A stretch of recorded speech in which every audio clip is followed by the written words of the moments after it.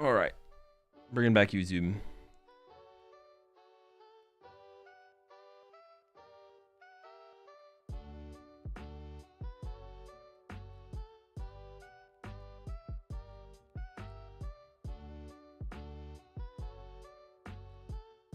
You've seen the picture of day 2 in the South African SPE? I have not. I have not seen the picture.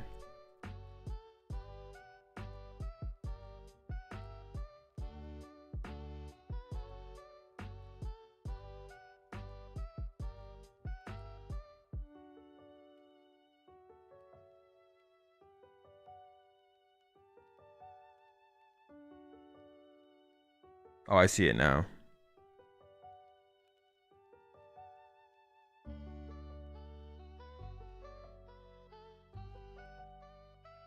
It's like not that big of a deal, but I do definitely think it's like I don't know. I feel it feels a little weird. I feel like they shouldn't do that.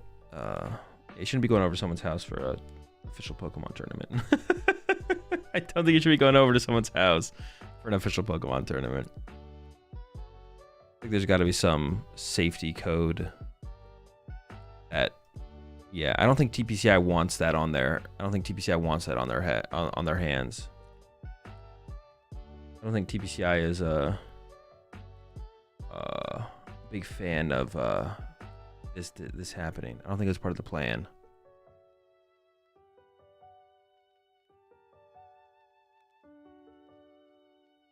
All right, is YouTube chat back? Yes, YouTube chat is back. All right, cool. Welcome back, YouTube. It's been a little while. How y'all doing? All right, let's do a little bit of this. This.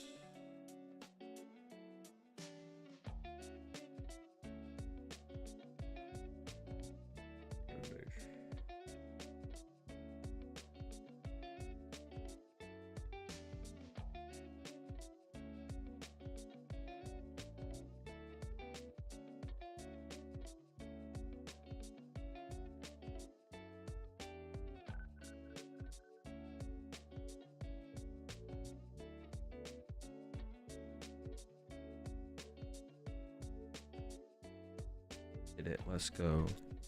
All right. All right. So let's see where we're at. Where are we at? All 11 rounds completed. Top cut is 10-player top cut. So these are the players in top cut.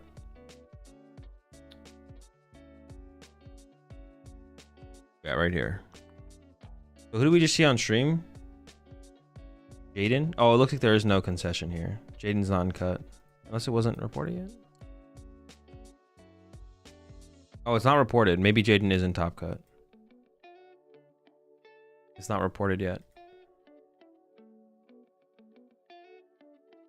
Oh, is it reported over here though?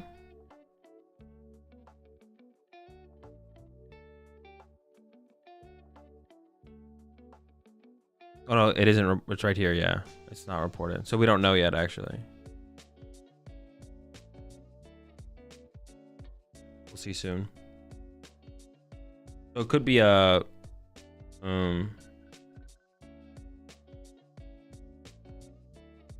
it could be 11-person top cut. It could be an 11-person top cut. What did this look like at the end? 27, 27, 26, 26, 26, 26. What was it? Took 26-point cut. 25. If they lost, they would be at 25. And then they could have missed top 16.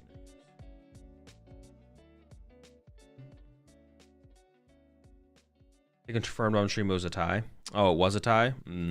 Unfortunate. All right, so 10-person cut. They might show us the asymmetrical round. So we might see one of these matches here. But they also might skip one of these matches. I don't know. I feel like in Europe they usually show the match, though. I feel like Europe usually shows us the match, so. Does 11 people mean one with 27 points gets down paired? Not this time, but it could mean that. This is the... So...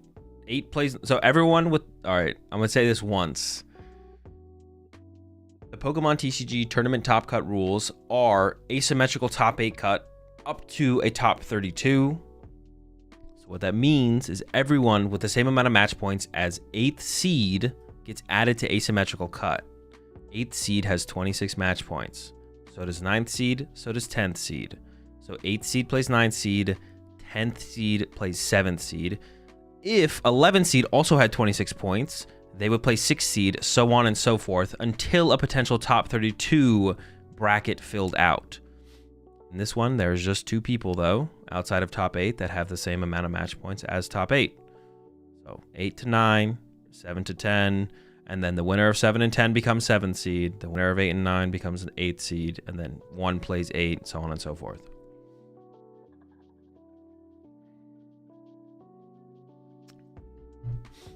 Arthur is playing Frostlass, yeah, so there's a Frostlass up there. Dude, what the heck, bro? What is going on? There's only one player from Spain in cut, and they are 551 of the players in the tournament, bro. You all got to step it up, bro. What are you doing? What is going on here?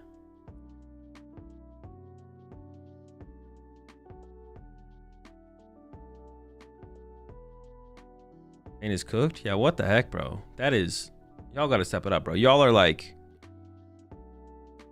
It's 500, 800 player... You're over 50% of the tournament. And only 10% of top cut. You don't try hard in special events? Yeah, okay. Apparently no other events either.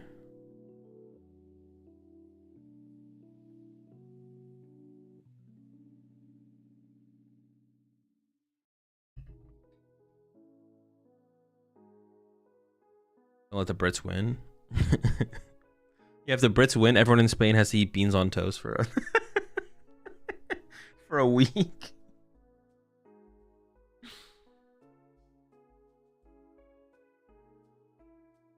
Is there any more rounds? No, no more rounds. Just top cut rounds, but no more Swiss rounds. Do you still get packs for prizing and special events? Yes, you do, yeah.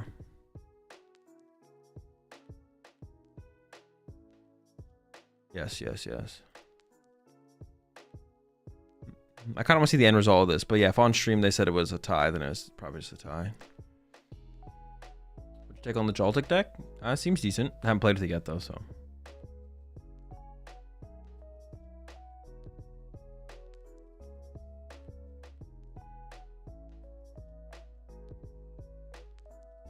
Seems decent.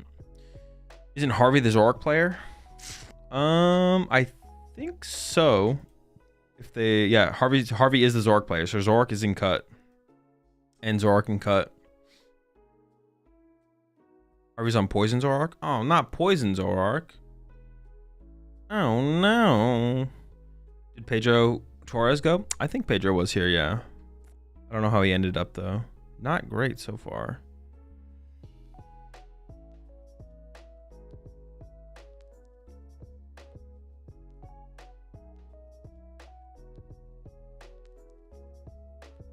Not super great day 2 though. I see 1-1-2.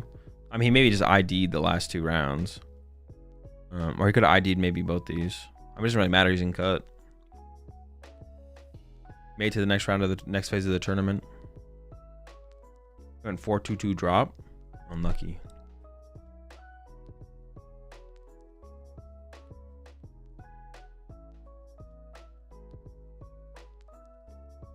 What decks do we know are in cut? So we have, I think I only know 2 decks. Arthur is Frostlass Badoo. Harvey is Zorak and Zorak. 4 Pult, 1 Frostlass, 1 End Zorak, 2 Guardy, 1 Bolt, 1 Terra box. You want his Guardy? Do you know if the Pults are Dustnor or no Dustnor?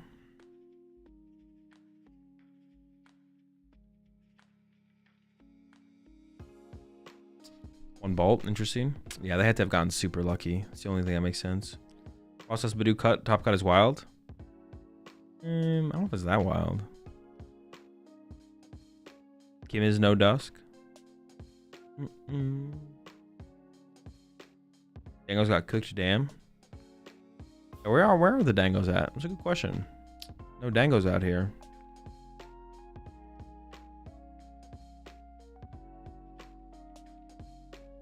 Alright, this is probably one of those situations where Arcanine is just not gonna update the rounds anymore.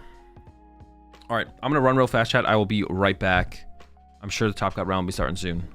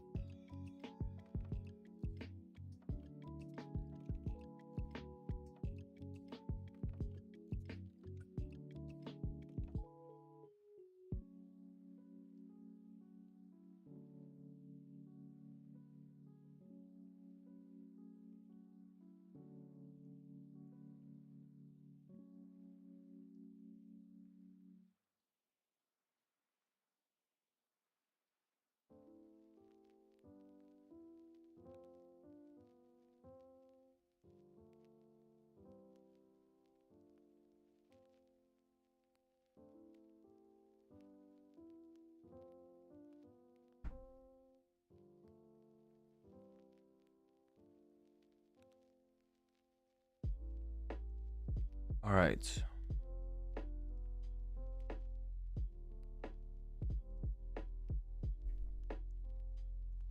Is it top 16 or top 8?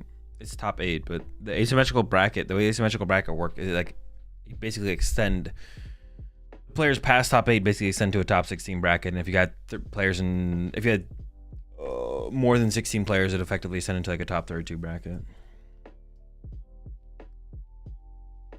Kill chat, yeah, I know. I just like put it down so you can see the bracket.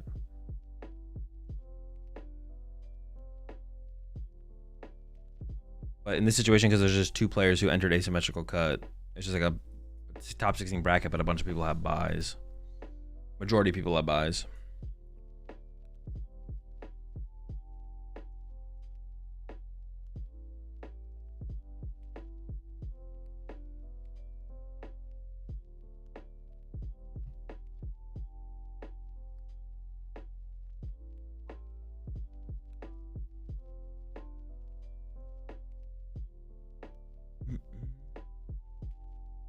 Maybe people are on the Genesect for Dango. We have seen a decent amount of Genesect. That's definitely something that's gonna like hurt Dango for sure.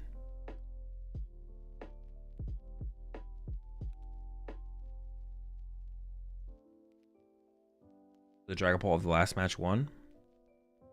No, I think they tied, right? What the bracket show? What the heck?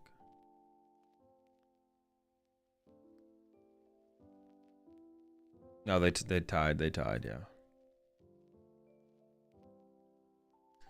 If you were first seed and there was a hypothetical top 32 explosive cut, what would you do to pass the time waiting for your matchup?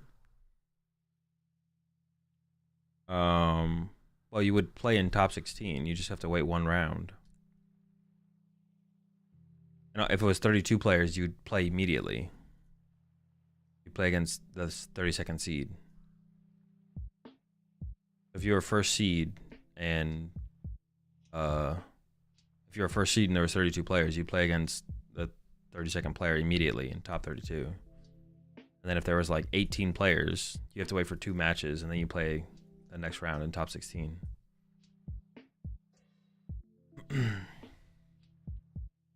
31 then? It's the same thing as everyone who has buys right now. You just wait one round and then you play. You're not waiting like multiple rounds. You're just literally waiting one round. Like the players who are playing against the 2 asymmetrical matches that are playing right now have to wait until those finish and then they play their opponent. Imagine placing first and getting donked by 32nd seed. That would be kind of an L for sure.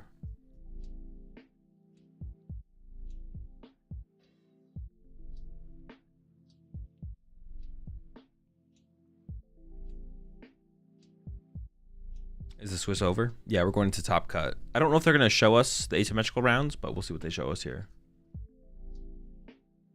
I thought seeds 1 to 6 just had to wait. Well, yeah, they have to wait for the... Dude. I'm done, man. I can't do this.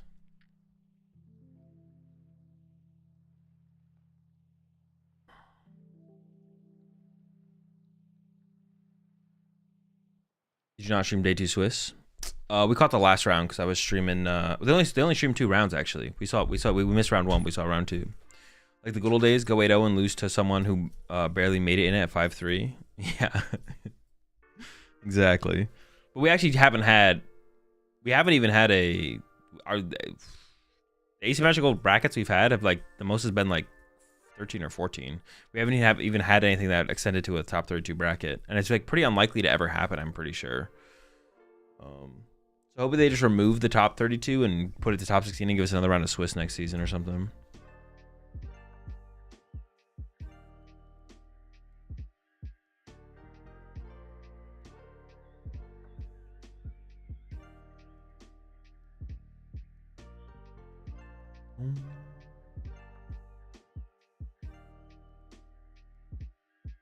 I was at a party and forgot my keys, so I had to jump over the fence at 6 a.m. here, and now I'm watching the stream with my dog. What a crazy night.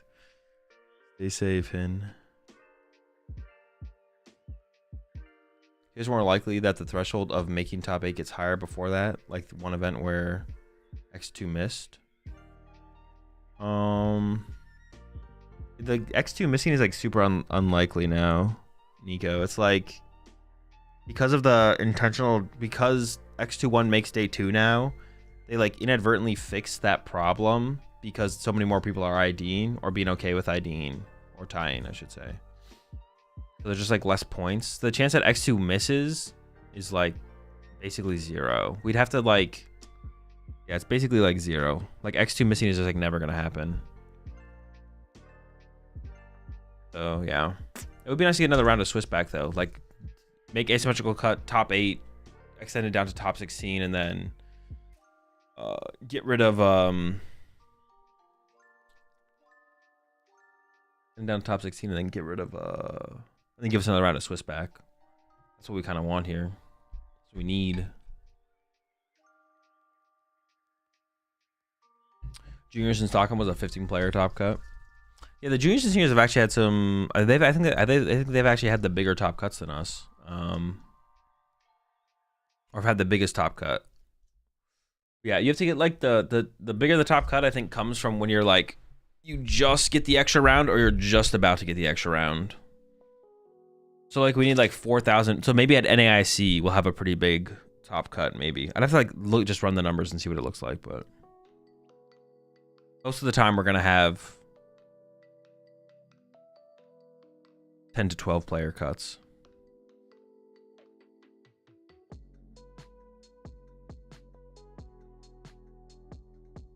That makes sense. The term would go on forever if asymmetrical cut was like the NBA play-in. I'm not sure. I don't know the exact rules for that, but what's the consensus on forgiving Terra bench barrier in locals? I've said, oh, it doesn't take damage after they declared, but then they go, oh, well, I'll do it here, and since we're all friends, it's kind of awkward.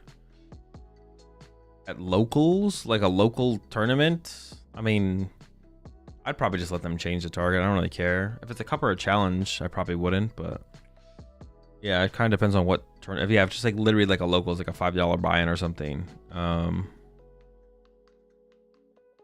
Yeah. 1 to 6 just wait to start until 7 and 8. Seeds are the official playoff. Well, 1 and 2 have to wait. The other ones technically don't have to wait. They could play their match, but then they might be waiting the next round anyway, so. Is NIC going to be destined rivals? It is, yeah. Yeah, if it's like a local like $5 buy-in tournament, I probably would let them switch. I wouldn't care, to be honest, too much. Even at like a challenge or a cup, I might let them change their target, to be honest, but probably not a challenge. Definitely not a regional. Probably not a challenge or cup either. Oh gosh. It also depends if I don't like the person. So if you could go front row to any sporting event / concert, what would it be? Front row to any sporting event / concerts, what would it be? I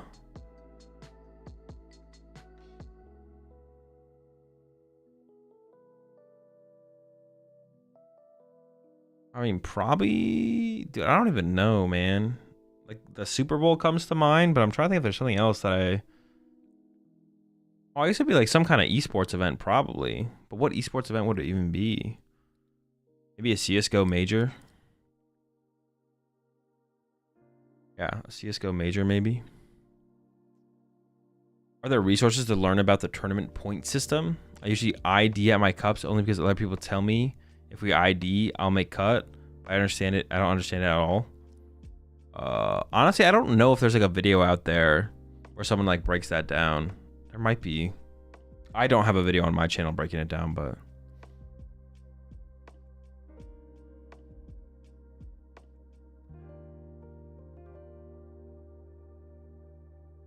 have we seen the Zorak deck on stream? Not the one that's in cut. Not the one that's in. We saw Fabian on stream with Zorak earlier in the tournament, but I think he maybe ended up top 16, so he still had a decent tournament, but not make cut. How did Fabian do? Yeah, 15th. 15th for Fabian. How many players do you think would need to get kicked out of an event for smelling bad before people show up not smelling bad? I don't know. Some number.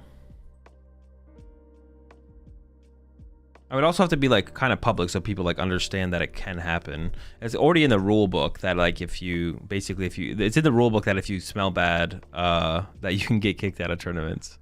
But it would have to be like it'd have to be like something that's like a little bit more public. I don't know. You have to be aware of it happening.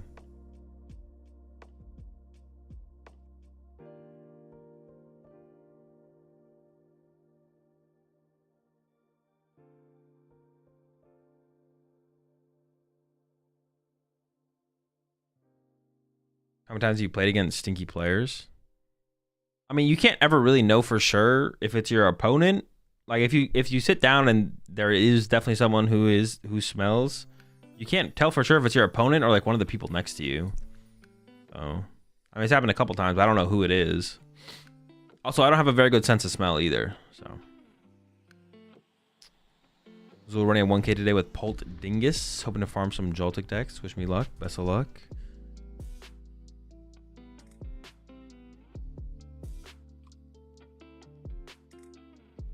color would your tuxedo be if they invite you to cast? No clue. Probably have to go get a suit or something. I don't really have anything.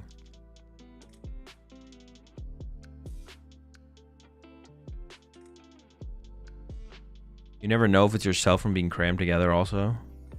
No, it's not me.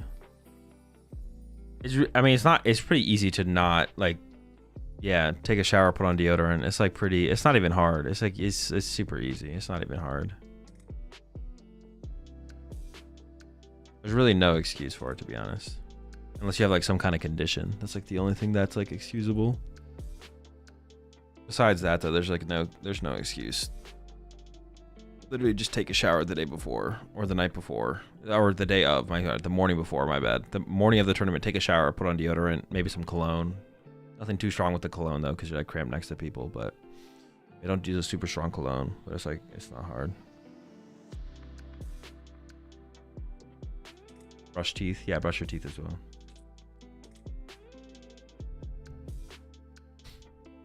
Just not hard.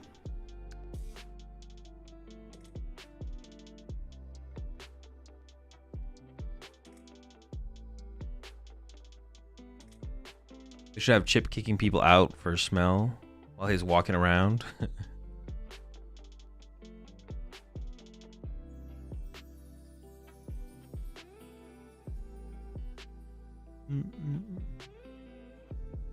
When is the gym stream coming? No plans.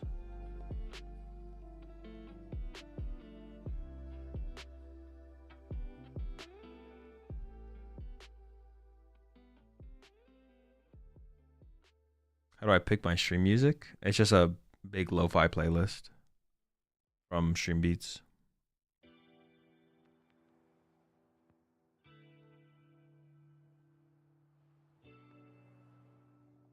I'm a night shower kind of guy personally. I mean, that's fine as well. If you like shower the night before, you're still fine. Just put on some deodorant in the morning and then you should be good to go. If you shower regularly, if you're like showering regularly, if you're showering daily, it doesn't really matter when you do it. Yeah, it doesn't really matter when you do it.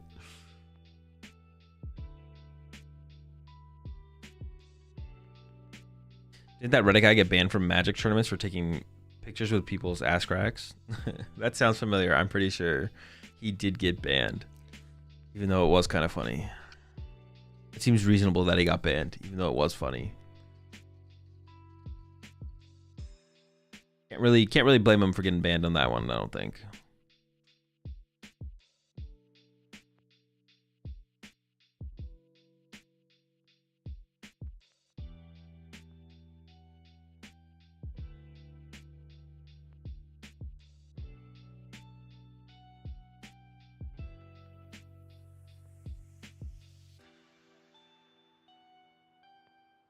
What food do you bring to regionals? Protein bars, beef jerky, and that's basically it. And then try and get some like bananas and apples. Either like go to a local grocery store, or sometimes in like the hotel lobby they'll have like bananas and apples, or at breakfast if you go to a hotel with breakfast.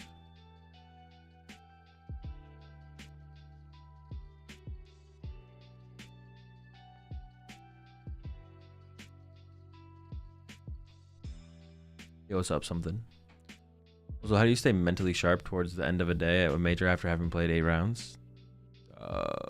Good sleep, drink water, eat food, experience. If you go and advertise your... My local, a lot of people use Raging Bolt. In my local, a lot of people use Raging Bolt and Gardevoir decks. What do you suggest I bring? Gardevoir and Raging Bolt.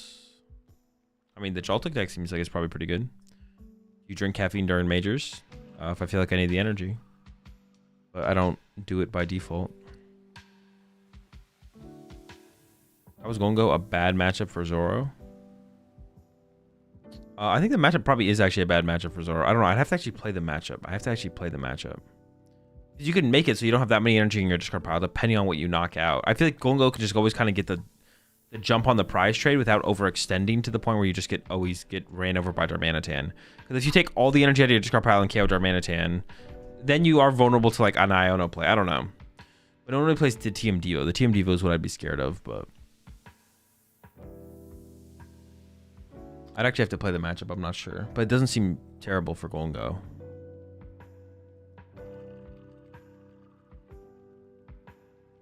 Is it ever worth playing a Reshi and Guardy Zoro for the trolls? You literally just answered your own question.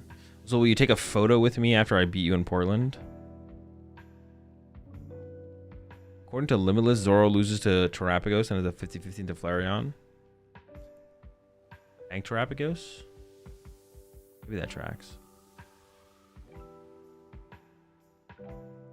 How would you play Monkey Hop versus Ends decks? I don't know. Grind some games. Figure it out. Yesterday, I lost a cup final because I was exhausted and I badly misplayed. We started at 10 a.m. and the final was at 8 p.m. That's a grind. How do you keep up with focus and energies? Good sleep, drink water, eat food. Experience. What's your opinion on Terra Box deck after Shaman releases? It's worse if people play Shaman. I think if you high roll at all with Dango's Orc is never going to be fast enough. I don't think high rolling has anything to do with it, to be honest. Golden Go's like a pretty consistent deck. I don't think high rolling has anything to do with it. Oh, lock in. Here we go. Kim versus Thomas. So they are giving us the top 16 round, right? With this? Let me go back and peep that bracket.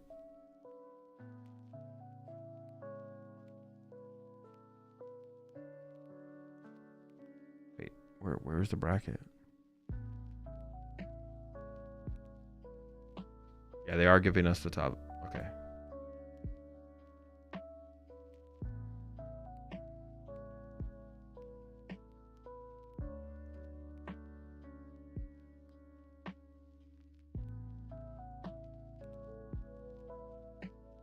I was planning on going to Milwaukee. Are they 2 or 3 day events?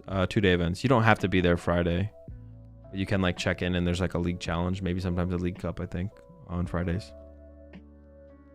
So I just put Badoo in my ADP United Wings deck and it works really well. You should try it. I like the idea of that tech.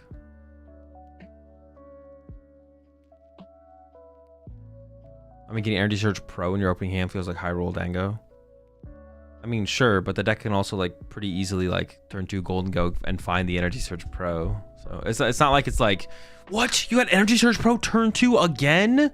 Dude, Golden Go players are so lucky. It's like I don't know, the deck pretty consistently has like turn 2 Golden Go plus Energy Surge Pro.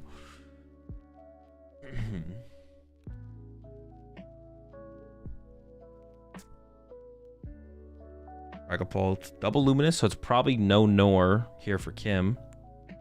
Versus, it looks like the Joltik box for Thomas.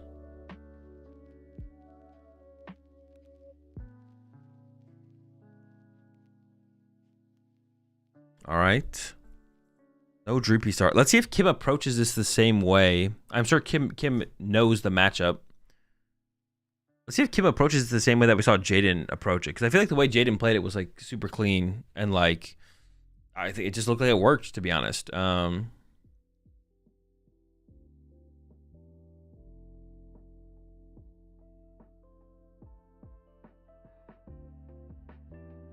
is every Slowking deck stuck on Max Rod? I feel like Hyper Aroma is correct there. Dude, I don't know. I've played 0 games with the deck. Max Rod seems pretty good in there, though. Is that a Maractus? I think so. Kim's rocking the Maractus. Insane comeback potential? Maybe. I mean, Maractus is just kind of good right now, to be honest. It's just kind of a good card. Allows you to make, like, comebacks. Is Joltik box just better future box? Sure.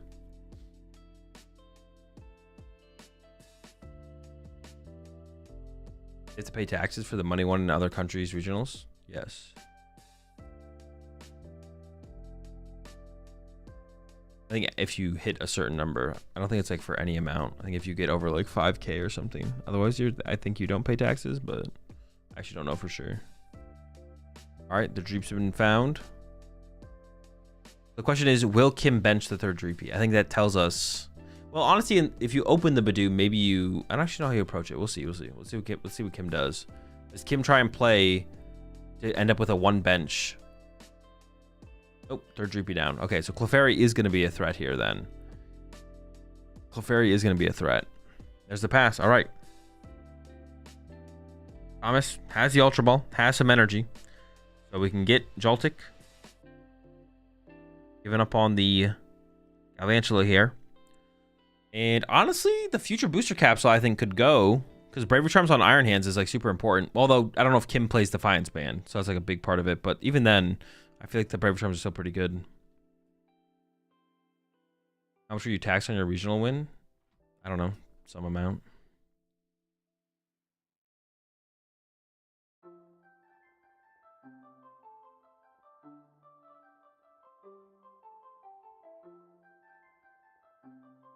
Doing our prize check in here. Did they show the... They already showed the prize cards, right?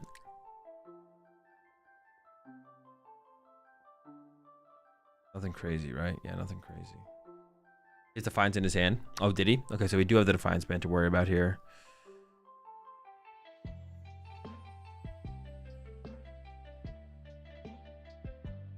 What? Did Thomas really just Miraidon for Miraidon? There's no way that's correct. We're just giving up a bench space to nothing?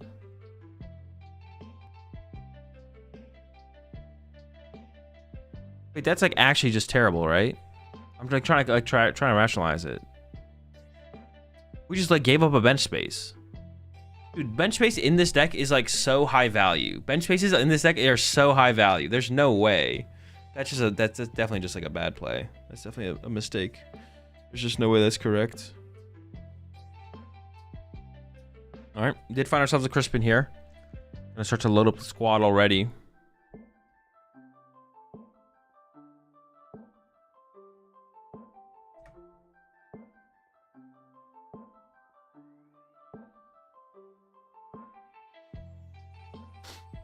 Well, I guess he has Mew, so he feels like he doesn't need the Latias, maybe. No, but now you can't have. You don't have room for like Clefairy and Pheasantipede or second Iron Hands. It's just no. This is just bad. It's just bad.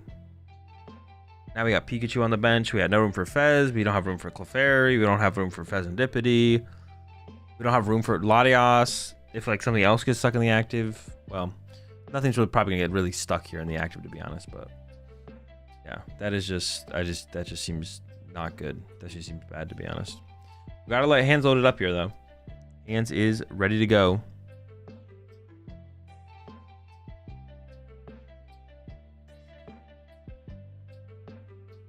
All right, over to Kim.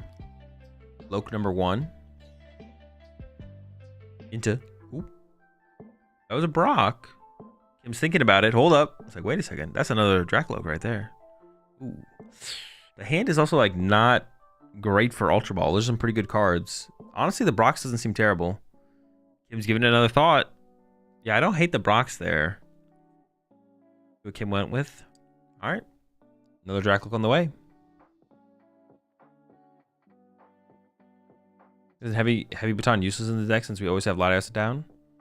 No, because we don't always have Latias down. It's very easy to not bench Latias in this deck. Because the only thing that's like has a ton of retreat cost that is like annoying to potentially move at the beginning of the game is Iron Hands, but even then you play a future capsule, and then everything else has 1 retreat which can move with the rest of your board, so it's pretty easy to not put Latias down super aggressively, and then you can trigger Heavy Baton. Now, I don't know if Heavy Baton's worth playing in the deck, but it's pretty easy to not put Latias down. Do we know the decks in cut, or have they not shown them? It's like 4 Dragapults, a couple Guardies, Raging Bolts, Joltik, Frostlass, and something else, I think. Or a couple other things. Someone just posted them in chat a little bit ago.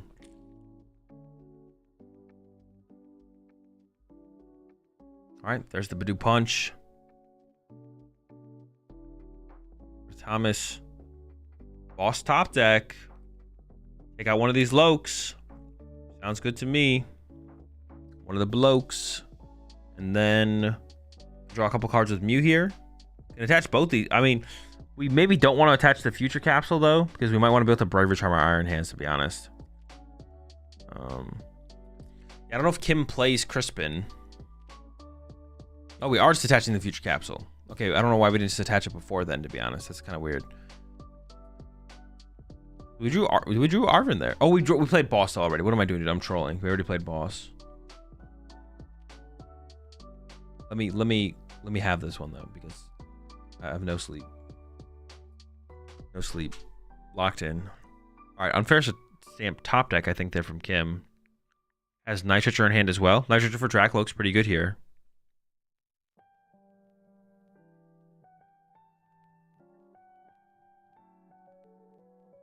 Just into the end. I don't know. I feel like Nitriture for Dracloak there's like really good. What? Yeah, I don't like that. Why not just Nitriture? What are we saving the Nitriture for? Dude, now I'm like, what? Why? What the heck are we ever saving this Nitriture for? I just don't get what we're saving it for. Wasn't better to KO Badoo and use Arvin for Charm? No, I don't think so. Kim the Dracloak is pretty good there. Also, the Charm doesn't matter that much right now because Kim would need like Crispin Dragapult Unfair Stamp. It'd be pretty unlikely to get it. So, no, I think the play here was solid. From you want to KO the Dracloaks before they become Maractus. Oh, we have the Maractus play. You want to KO the Dracloaks before they become Dragapults, and then you can no longer have attacking options. But Kim here is actually benching a lot of stuff. So that's not going to be a concern here for Thomas. Actually, Thomas does play the Iron Leaves, but it is prized, which is a way to get out of this Maractus trap. We still have Prime Catcher left as well here for Thomas. I wonder if Thomas plays a switch. Probably not. No one really plays anything like that. Second Loke is found here. Isn't mentioning like this a mistake because of Cleffa? Well, because Kim already opened Badoo, I don't even know if it matters, to be honest, at that point. But Kim is definitely approaching it differently than the way we saw Jaden approach it.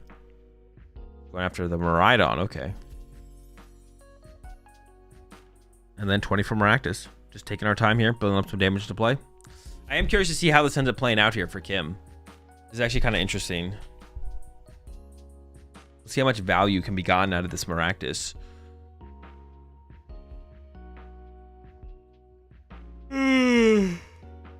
Excuse me. All right, into the Poke Gear. Imagine Genesect here, no Prime Catcher access. That would be pretty good. All right, there's Arvin. Arvin becomes Prime Catcher. Prime Catcher becomes KO another Dracloak. Probably the one with the EXP share. But then from there, if we get Maractus again, I mean, I guess you can attack with everything on the board. And Maractus does eventually KO us, so that's like another thing. Maractus does eventually take knockouts, and then I guess we get access to stuff again. EXP share, okay. Does play the EXP share. You don't see that often. Okay, there's the Prime on the Dracloak. I assume with the EXP share.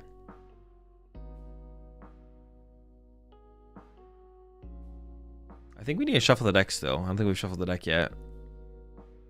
From Thomas here. Or did we? Maybe we did.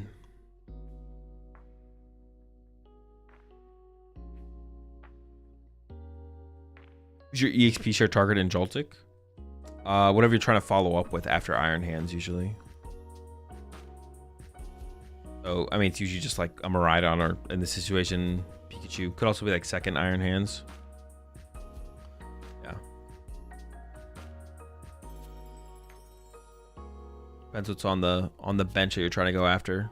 Like if there's a Fezandipity, you can KO Fezandipity with Miraidon, then Miraidon's pretty good.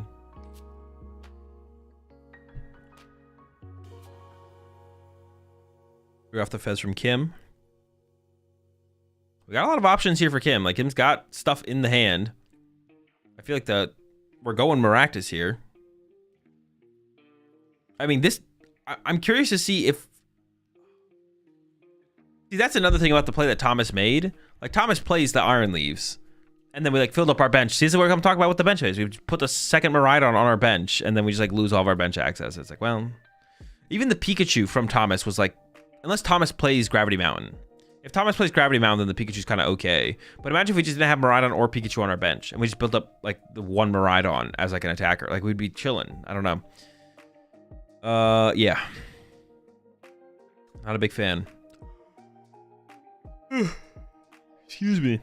But yeah, we'll see how Thomas plans to deal with the Maractus, or even if we need to, maybe we're just in such a good spot, it doesn't matter.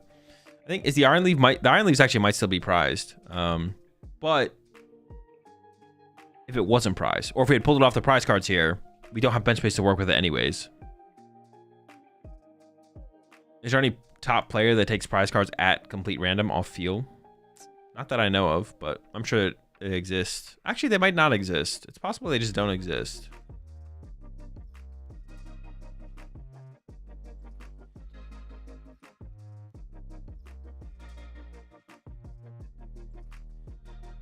Does Thomas play Area 0? I don't think so, no. I would assume not. All right, Maractus again, 20 damage. Crispin in hand here. Crispin in the hand here for Thomas. I mean, eventually you can just attack with the Miraidon. Fairy as well in the hand. I feel like we should just maybe start with Arven here. Oh, I like holding that. I like holding the Crispin here, to be honest. I was gonna say we could just start with Arven here, like Arven for Vessel or something. Get a Lightning, attach it to the Miraidon, pass, and then next turn Crispin attack or something. I think I saw Gravity Mount in his deck, but not sure. That would also make it would make more sense if he did play it for him going aggressively for the Pikachu there. I think I would like to have seen the Crispin get held and just like I don't know if there's a Vessel left here for Thomas though. I would like to have seen that instead. You for 1. Second Joltik and pass. All right, over to Kim. Kim does finally have the potential threat of a Dragapult. Kim could find a Psychic Energy, attack with Dragapult this turn. Also has Iono in hand to potentially disrupt the hand. Here comes the Ultra Ball. Does Kim play Super Rod? I think I saw a Super Rod in there. There's a Dragapult. What's the point of Vitality Band in Joltik box? I have no clue. I haven't seen anyone running that. Oh, it allows you to kill Archaladon with Iron Hands. Or Duraludon. My bad. So that's one of the reasons.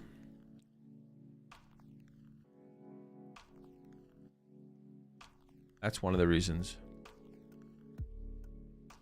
310 on Guardy. Also 310 on Guardy, yeah. We already have an Iono in the hand. I assume we're playing that. We could even play this Energy Search right now to shuffle the Iono back into the deck. Oh, we need an Energy anyways. We need a Psychic to attack this turn.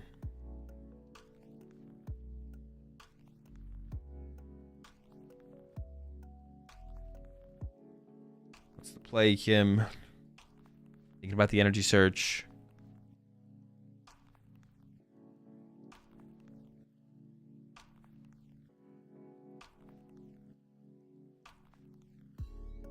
Do we move the Cactus? Oh, honestly, good question. Actually, I forgot about that. Cactus has 2 retreat cost. I always forget about that. Wait, is that... No, that was second Bidoof, right? That wasn't second Maractus. Yeah, I guess we're going to have to take a turn off, actually. Oh, he took the wrong energy. Asks the opponent if he can change it. The opponent's like, yeah, no problem. He has board in hand. He plays Latias. Oh, okay, interesting. All right, sounds like we can move it this turn.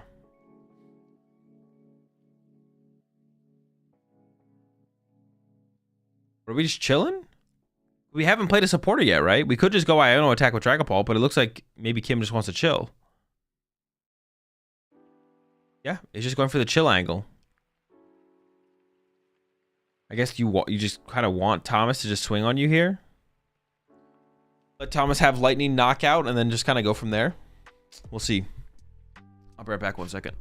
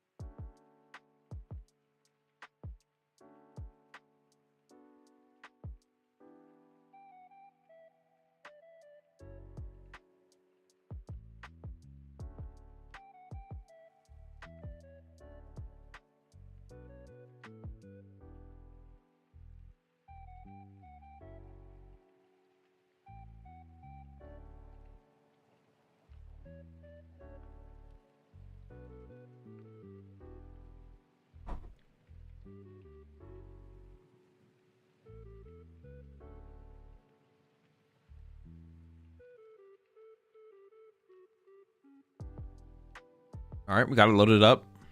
We can knock out the Maractus. I mean, this is where Kim has to start to make that comeback, right? This is where we go Iono to 1. Maybe counter catch or something up. Maybe we just punch the active. Let's see. There's still the Mew in play as well. I feel like Kim is just kind of in a bad spot here, right? Unless just Kim has like some kind of play I just don't see, which is possible. Maybe Kim has a play I'm just like not aware of.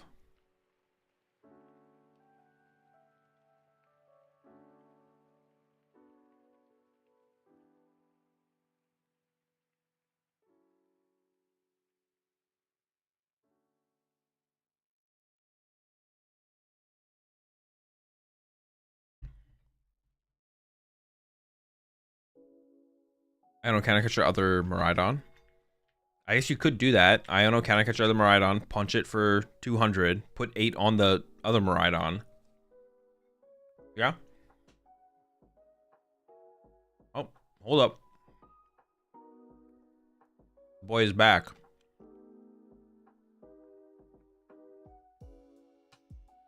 Is Iron Leaf still prized?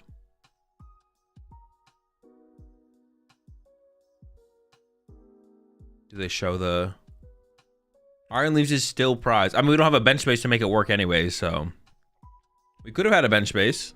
We could have had a bench space. But it did remain the last prize card, so I guess it wouldn't have added what mattered in the end.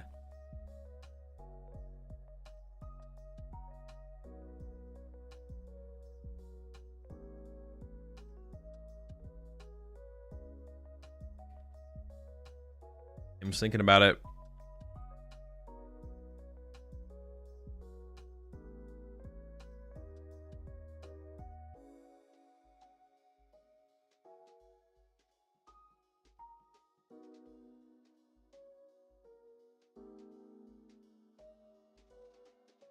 I think Kim can actually pull this off. I think Kim can pull this off by like trapping the Miraidon on the bench in the active for like... You can just trap it for like 20 turns. Not 20 turns. A long time. Wait, is that enough though, actually? Maybe I'm trolling.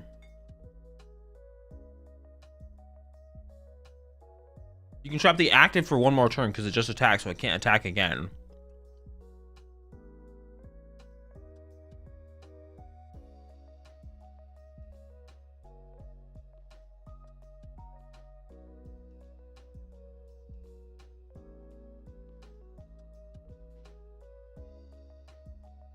Ooh, Defiance Band.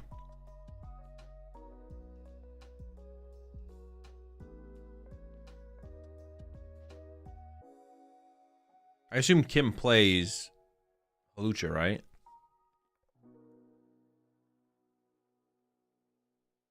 He's also got 80 left. We could have had 50 left.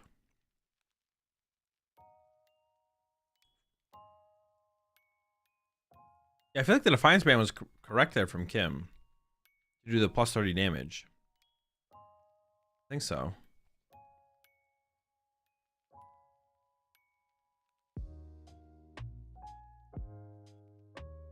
Yeah.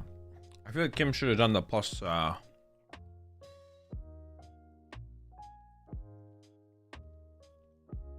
30 there. But then you can bring up the Mew and the other Miraidon and maybe even the Pikachu. I think Kim's gonna win this. I think Kim is gonna win this with the Maractus play.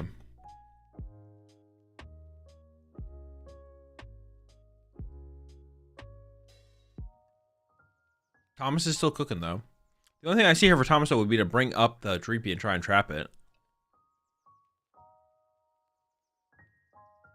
You can't retrieve board if you have banned.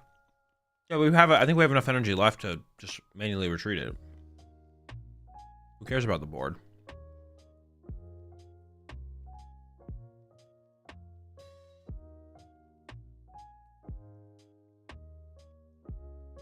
Missing Thomas has no Turo here. Yeah, I don't think he plays Turo. He does play that. Yeah, he just has the Iron Leaves. Is that his only out? I'm pretty sure. Oh, Thomas drew the extra card. No. I mean, thankfully for him, I don't think it matters. I think he's going to lose anyways. He was going to draw with Mew also. I mean, he was going to draw with Mew anyways. I don't know. It'll probably be a 2-price penalty, which, I don't know, I guess is fine. Yeah, it'll probably be a 2-price penalty. I guess that's fine. Whatever.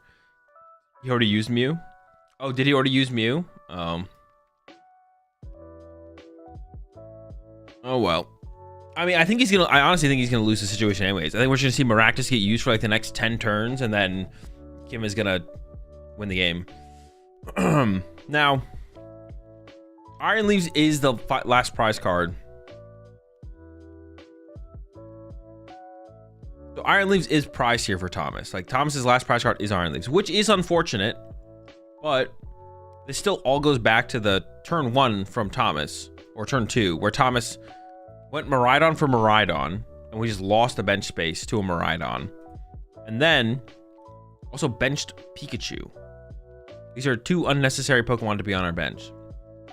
So we can't even, for how the board state developed for Thomas, we can't even potentially take advantage of the Iron Leaves if we got it off our prize cards, because we bench locked ourselves.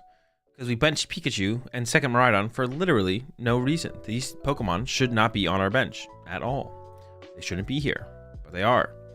Now, like I said, the Iron Leaves is still prize, so even if we had a bench space, we wouldn't be able to take advantage of it. But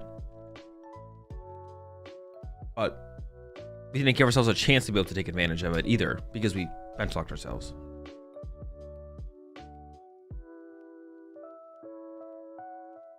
Does Thomas not play any Switch?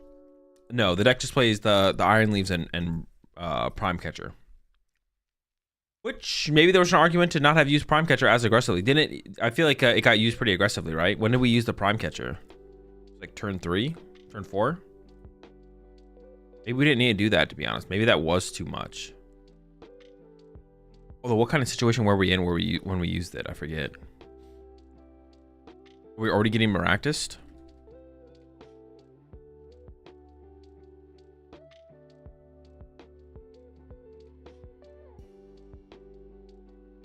Yeah, I honestly forget the situation we were in when we used the Prime Catcher. Maybe we should have held it. Could have held it. Prime is used to escape Maractus. Oh, it was used to escape the initial Maractus trap. Okay. So it was correct using when we did.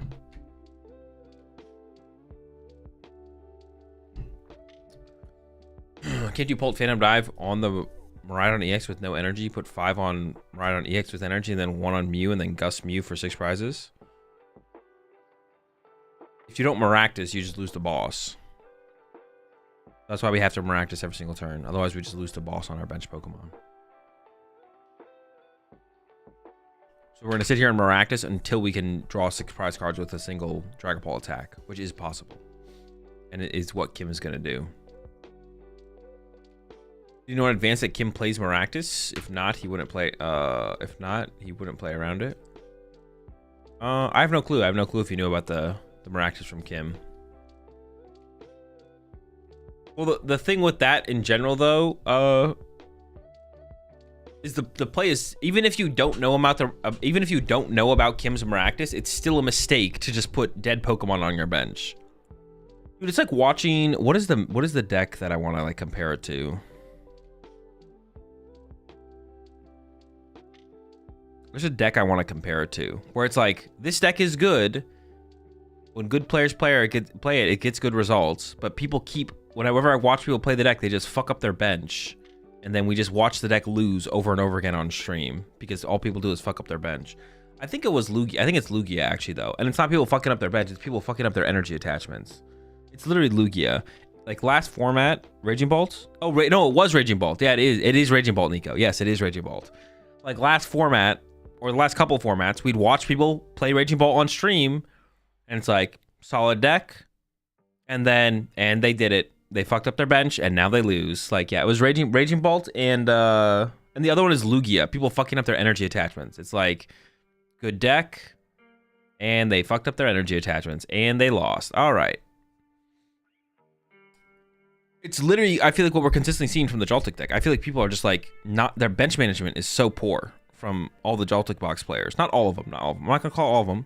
from Thomas in this game specifically, it's been pretty bad. I feel like it's been questionable from a couple of the other Jaltic box players. I think one thing with that though as well though is like maybe it's just kind of like a little bit of higher level play is maybe it is a little bit of like higher level play. It takes players longer to realize like your bench space is a resource. I feel like that's like one thing that players take a little while to grasp. Your bench space is a resource, and planning far ahead into the future around your bench space is important. Like you can bench a Pokemon on turn 1 and 5 turns from now you lose because you don't have that bench space and you should have never benched the Pokemon that you benched. What was the DPL for? Thomas drew 2 instead of 1 off of Iono. All right, boss onto the fez from Thomas and pass. So Kim is going to need a way to move this thing on the next turn or could be in trouble. Mew for 1 into the Crispin. All right, there we go. And pass. It's just always the decks that people perceive as easy but aren't actually as easy to play optimally. Yeah. Yeah. I usually use those. Oh, there's a Latias. Okay. Got the mobility online for Kim.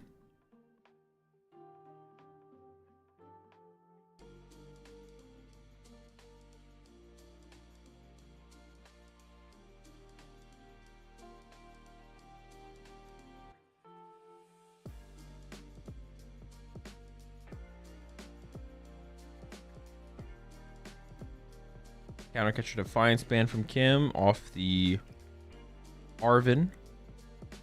I don't know if we're going to use it here. Kim is pretty close to just winning this game, though, I think. Yeah, Kim is like, yeah, not far from getting the dub here at this point. There's a lot of Latias, so now everything is mobile. So boss, if boss was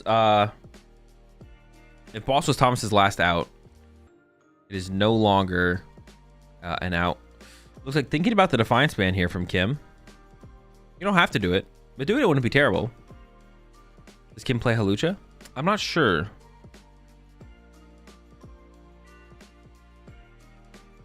Throws the Defiance down. Okay. This does mean the Maractus is 4-hit KO in the active here. But if we hit it...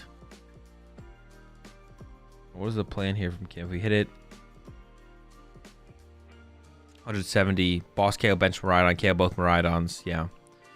Yep. I think even without the 2 prize penalty, I'll say that as well. I'm pretty sure even if there was no 2 prize penalty, Kim was still winning this game. Plenty of gust effects left.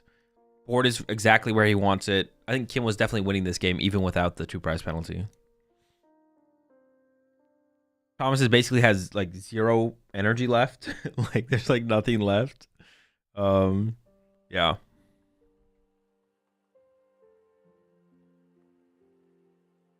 There we go. There's the concede. Kim wins game 1. Okay. If Thomas didn't know about the Maractus before, he knows about it now. He knows about the Maractus now. We know about the Maractus.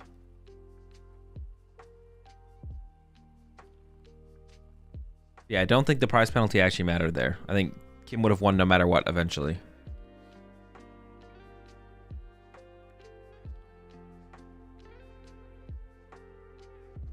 Thomas through by attaching energy to Pikachu there. Couldn't he have gone Miraidon then used Crispin?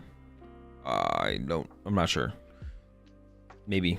I'm not sure what you mean specifically, but I mean, it's not about attaching. I mean, it is attaching the energy to Pikachu, but it's benching the Pikachu to begin with was just like a mistake. Yeah. Yeah, benching the Pikachu to begin with was a mistake. Benching the second Miraidon as well was a mistake. Yeah. Any Pult Dusknors? Not sure. Apparently there's 4 Pult and Top Cut, so I bet one of them is... But maybe not. Maybe they are all no Pult.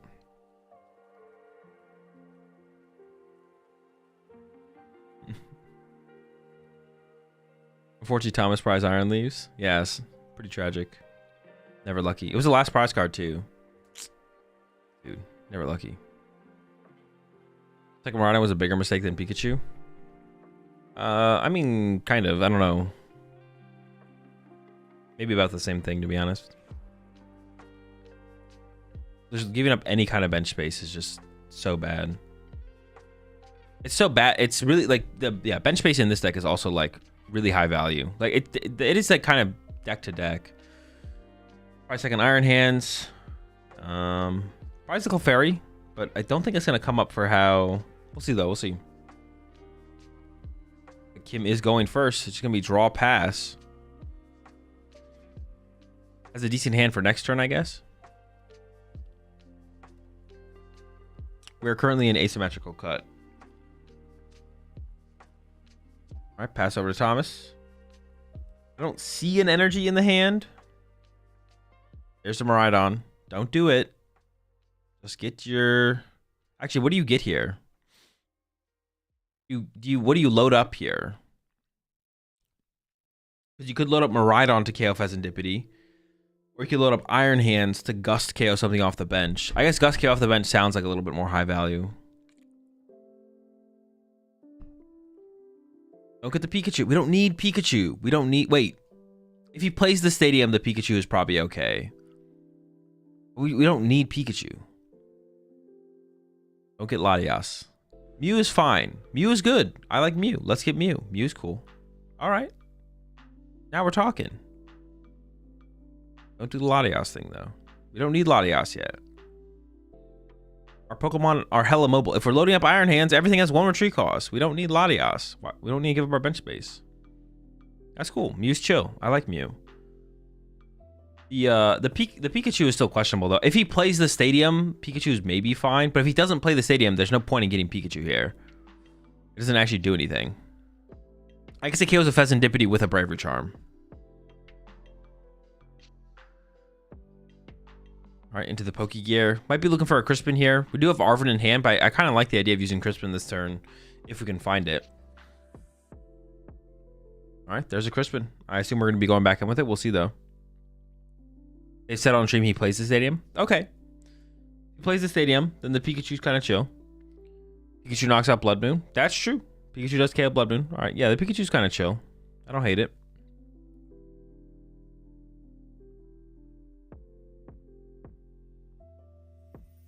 Thank goodness there's no second Miraidon in play, though. That would have me on tilt. All right, this is looking a lot better already for Thomas. This is looking a lot better. I don't think we had to go with the Mew there, though. We could have not gotten Mew there and just chilled with the Nest Ball. That would have been fine. And we could get Iono here. If we get Iono. Oh, we're not loading up the... Oh, no, we are. We got... Oh... No, I guess that makes sense. Well...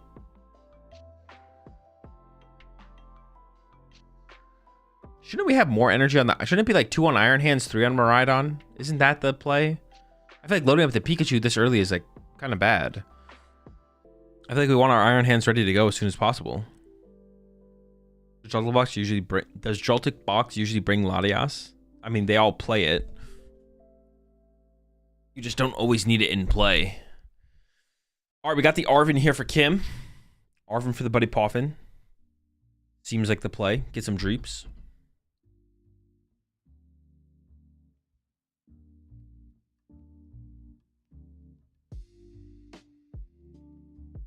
Thinking about the Brox as well.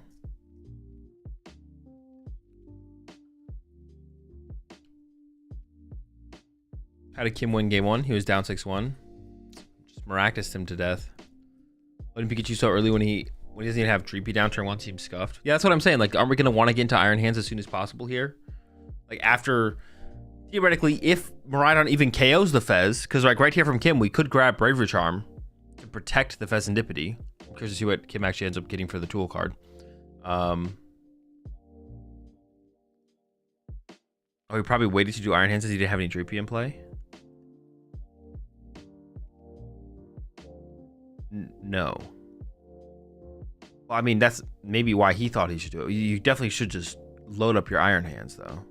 If your opponent doesn't put Dreepy in play the whole game, you win. So you know the Dreepies are coming, and you know the Dracloaks are coming. And if they don't, you win. Whether you have Iron Hands set up or anything else set up. So you may as well just set up Iron Hands for to preemptively be able to deal with the Dreeps.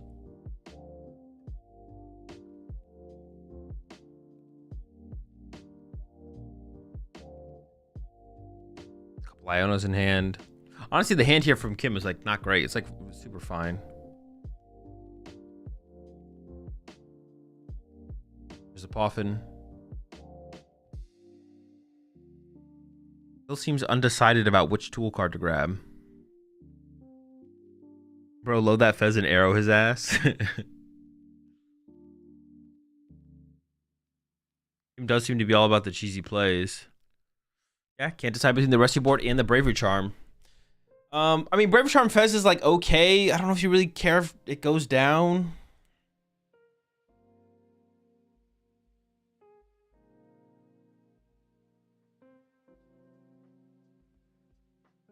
All right, still cooking, still cooking.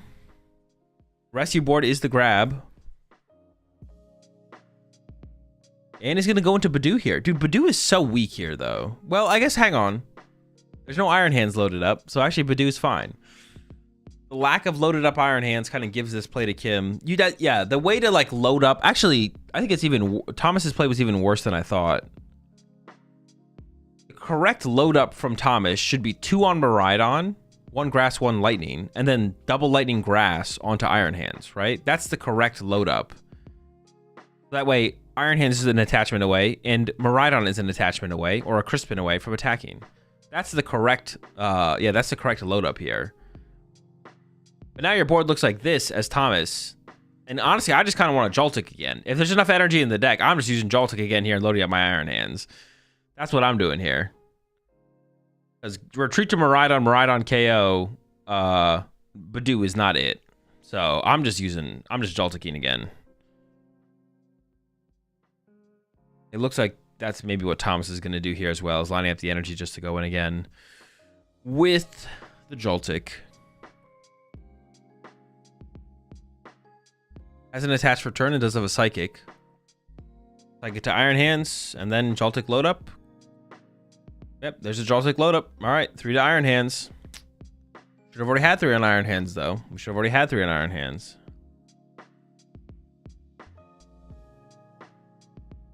So we're a turn behind where we want to be as Thomas.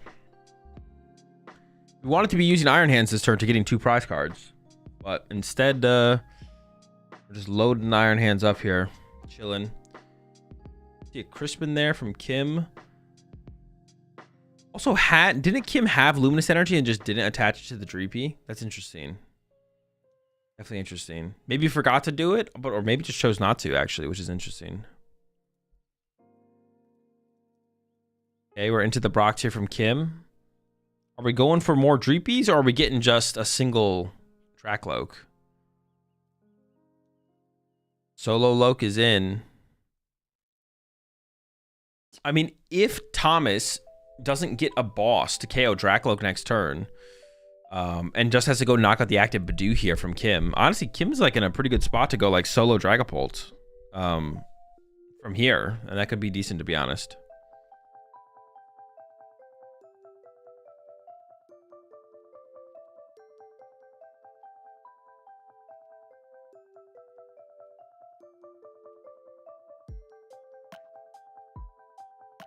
Loke goes for the basic Psychic. Now we attach the Luminous. Okay, I don't know. It feels weird. Why didn't we attach it last turn? I think attaching it last turn feels like the same thing. He has Prime Catcher in hand. You can't play Prime Catcher because of the Badoo. Badoo shutting down the Prime Catcher, so it has to be a boss. I don't see a boss here, so I think Thomas is gonna Iron Hands, but it's gonna be Iron Hands KO Badoo. Dude, look at all this energy in play right here that we can't use with Raichu V because it doesn't exist in the format anymore. Well, what's the difference between a regional and special event? Literally nothing, except there's no cash prizing and there's no entry fees. Okay, Dragapult could be attacking here from Kim. Thomas does play the Stadium, though, and the Pikachu is set up ready to go, but finding the Stadium in this deck is, like, not possible. It's like, I mean, it's possible technically, but it's pretty tough. Especially if your opponent's not taking knockout, so you can't draw cards with Pheasantipity. It's pretty tough to cycle through your deck. Shouldn't you get Charm, or is it irrelevant? Bravery Charm here? Bravery Charm here would be pretty... Wait, for... Which side? I assume you mean Thomas?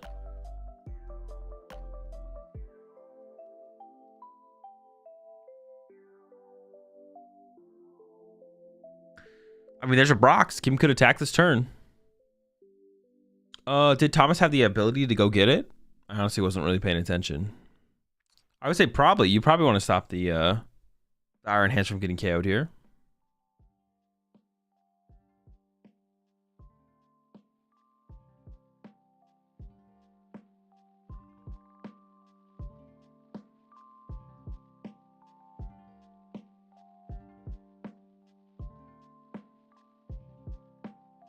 Or an Ultra Ball plus Defiance.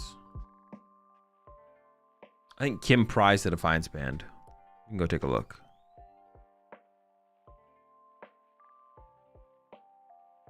Yeah, Kim did prize the Defiance band.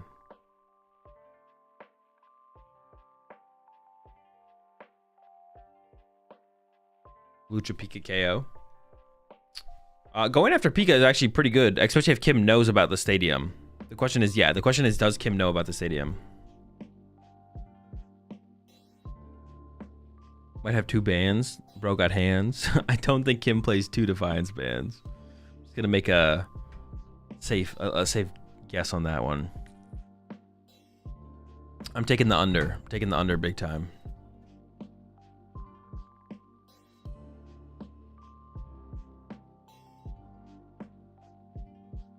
Yeah, Kim does need to make a play here.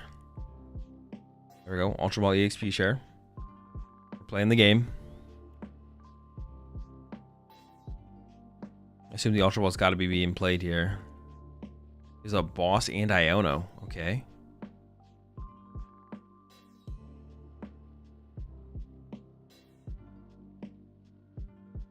So Kim did have Brox, and we could have gone Brox to just go ahead and get. Maybe Kim's gonna play Brox next turn to get 2 Dreepies or something. Isn't he slow playing? I mean, it's close. I mean, if he had got a warning there, I wouldn't have been surprised. He definitely needs to pick up the pace of play if he wants to avoid a warning.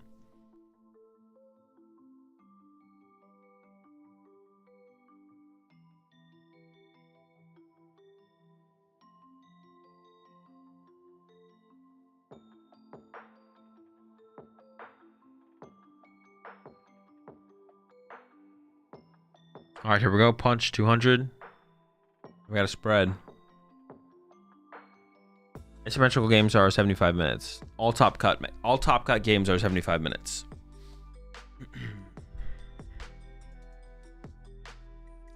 All right, a little bit to Pikachu. Where does the rest go? Definitely don't want to KO the Joltik, so we're not going to do that.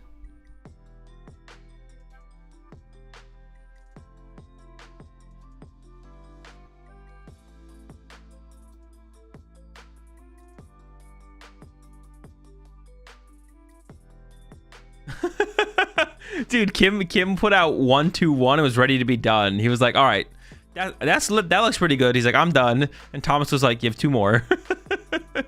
Kim's like, 2 more, bro. How do I, what? Where do I even put them? Where do they go? All right, another to the Mew here, it looks like. Yeah, Kim was ready to be done with it, bro. He's like, all right, I did 4. Is that good enough? Oh shit, 2 more? Dude, what the heck? All right, and we do have that one. We do have the 1 bench here from Kim, so Kim can't be KO'd by Clefairy.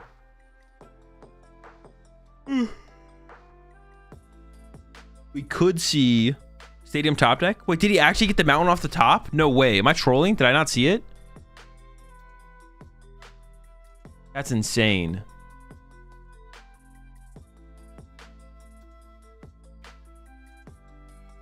Oh my, dude, the gravity mountain off the top?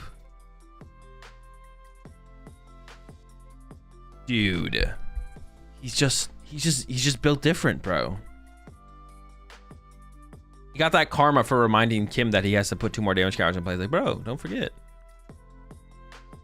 He was like, they're like, oh shit. He's like, dude, that card is terrible. Why are you playing Gravity Mountain? You can't find that. Thomas is like, that's why I top deck it. Punch? All right. It is kind of like Maractus's moment, but Thomas still has Prime Catcher and Iron Leaves with the bench space open, so Check him PC. That's one of the moments where we need to check it, bro.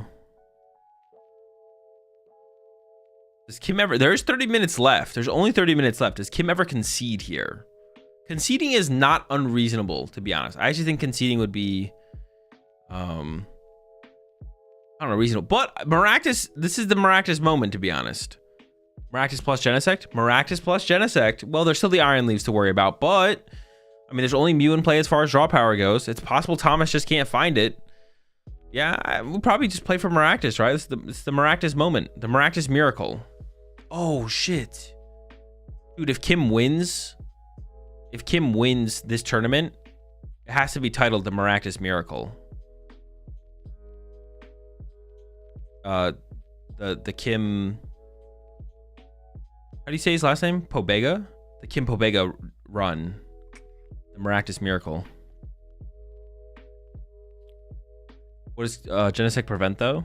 Prime Catcher. Because Prime Catcher is like a switch. Basically a switch. So you can like Maractus something and then Prime Catcher can't be played. You go Maractus, Genesect Stamp. Yeah, seems decent. And then hope that Iron Leaves can't be found.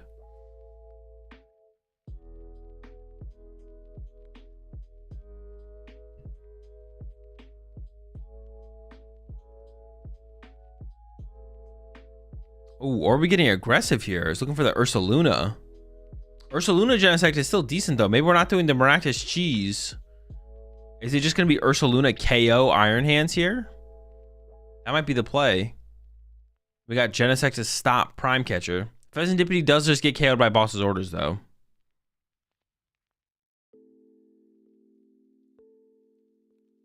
Yeah, okay. This is actually kind of interesting, though. Oh, we go after the Miraidon here. Oh, because there's... Yeah, okay, actually, this makes sense, right? Because there's no target in play that can deal... Now, I mean, Thomas can just kind of retreat, or not retreat, but like just punch it with Iron Hands. But yeah, this is actually kind of a cool play from Kim. Kim's got hella cool plays.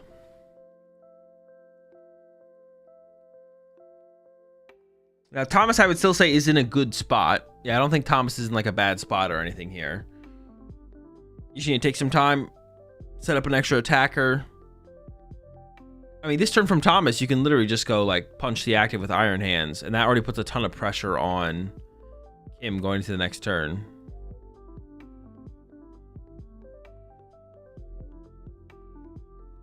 Kim's in his bag this series. Kim is a very good player.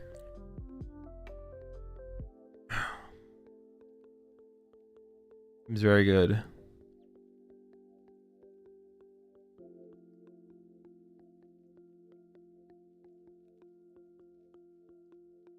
You ever go Joltik here? I think you punch it with Iron Hands, because you have to like you need like a Turo or a switch out of Kim on the next turn. That seems like pretty decent, to be honest, to force out of him. How many switches does Kim play, if any? Probably one, maybe a Turo. Yeah, but probably one switch. Almost everyone plays one switch in Dragapult, even if you don't. Well, everyone plays Ursaluna at this point. I was gonna say even if you don't play Ursaluna, but everyone plays Ursaluna at this point. Is there even enough energy in the deck for Joltik? Honestly, there actually might not be. Joltik might not do anything here.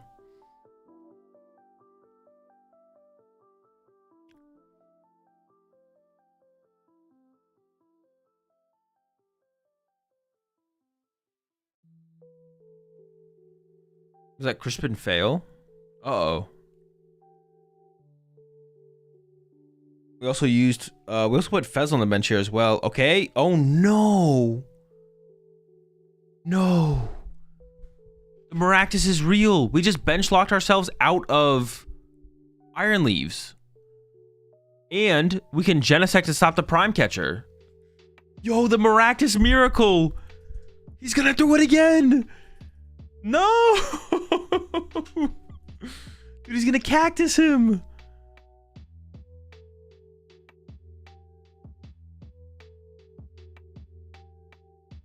Can we do it? Can we do it? Okay, there's Genesect. I think I see Arven in hand. A lot of energy gone. A lot of energy gone. Holy smokes. I think Kim's got him with it.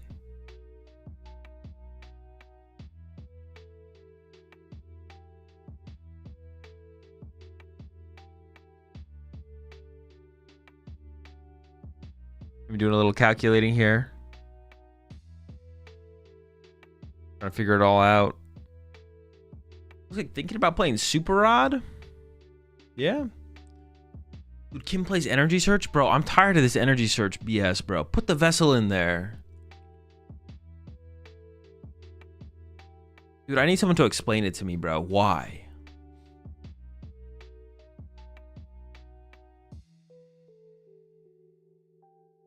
I just need someone to explain it to me. Why play that card?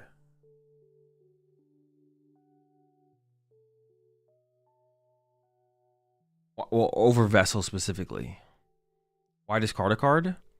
Because you can get 2 energy and then back-to-back turns and go attach. What do you mean?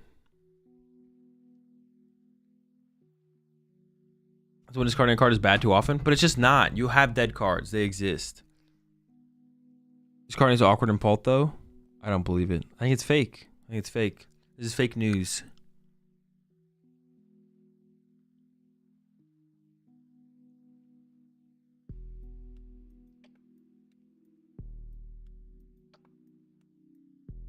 Because of all the Ionos in the format, I think. You don't have to take 2 energy. What if you just take 1? So, what if you're like, I don't want this energy to go to the bottom of my deck here. You can just take 1. Just 1. Okay, Ultra Ball was searched out here from Kim. Is this going to be how we get our Maractus?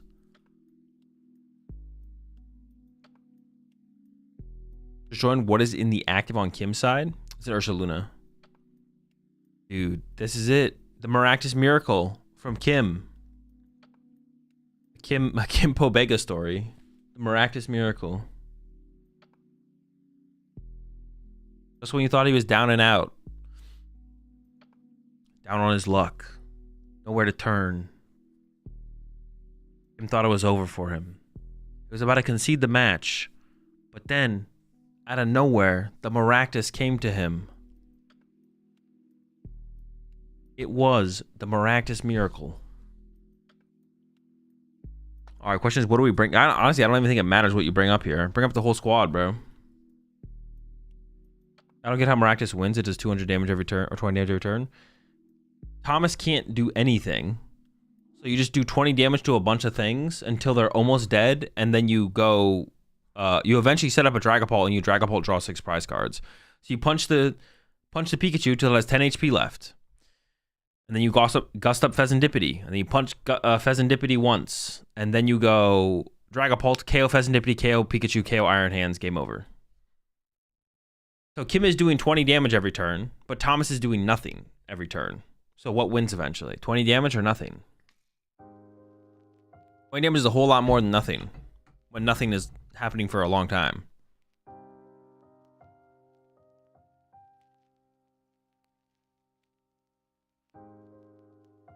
Monkey is also game. Monkey is also... Oh, yeah, the Monkey Dory also works. Yeah, actually, Kim doesn't even need a Dragapult. Kim could just set up a Monkey Dory. Monkey Dory... Actually, ooh, would Monkey Dory work? Because Kim needs to draw all the prize cards at once, right? Maybe not, though. Maybe Kim doesn't even need to draw all the prize cards at once. Isn't Prime Catcher game? Nope. Genesect shuts off Prime Catcher. Dude. Prime D's, chat.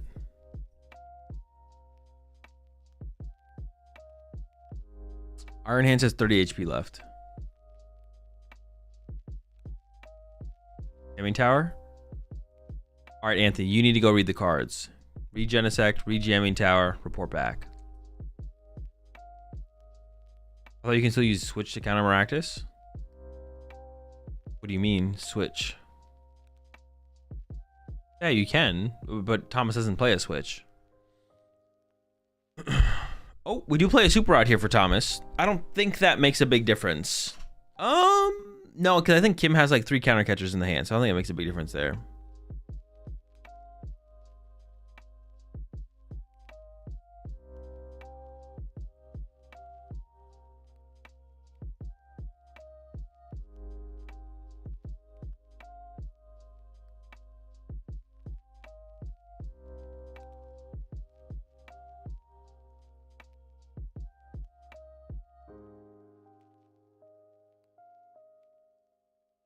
I think Kim was asking Thomas what energy did you get back, and I think Thomas said the ones I just used for my attack, and then Kim was like, but which ones did you shuffle back in the deck? Yeah, that exchange was weird. But I think Kim basically didn't understand what Thomas was saying. And I'm pretty sure Thomas was saying, I put one of each back. That does mean the Pikachu can attack eventually here.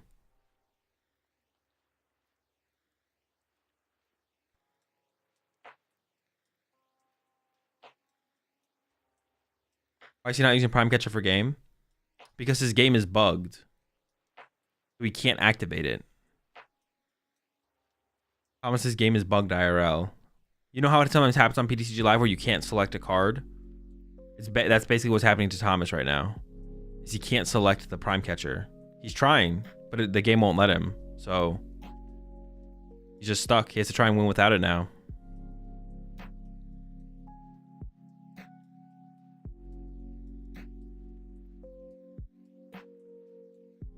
Oh, hold up. Yeah, the Pheasantipity can KO the bear off the bench. How much HP does the bear have left? Why did Kim put the Bravery Charm on the Maractus? I feel like that was probably a mistake, to be honest. I feel like the Bravery Charm on the Maractus was probably a mistake. The bear's got 180 because we could have put the Bravery Charm on the bear, and that would have actually saved us here going to the next turn. Kim can still gust the Mew now, though. We're not out of gust targets. Kim can gust the Mew, or you could gust the Pikachu back up, to be honest. Oh. Okay, there's the Monkey Dory. Yeah, so Kim is going the Monkey Dory route. Kim's not even going to play for, yeah. Defiance Band Iono, Mew trapped in the active. Monkey Dory. But the thing with this setup from Kim, we can't win. This is actually kind of awkward. Can Kim win in one turn? Kim can't win. Kim can't draw 6 prize cards in one turn, right? Unless I'm trolling. Is there a way to do it? Maybe Turo plus Hawlucha?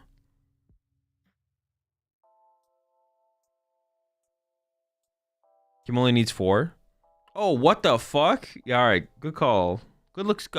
Hey, Chad. Okay, you're paying attention. I'm just making sure. You're paying attention. Good looks. Good looks.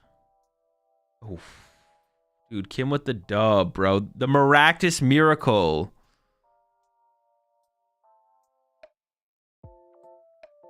I gotta tweet that before someone steals it.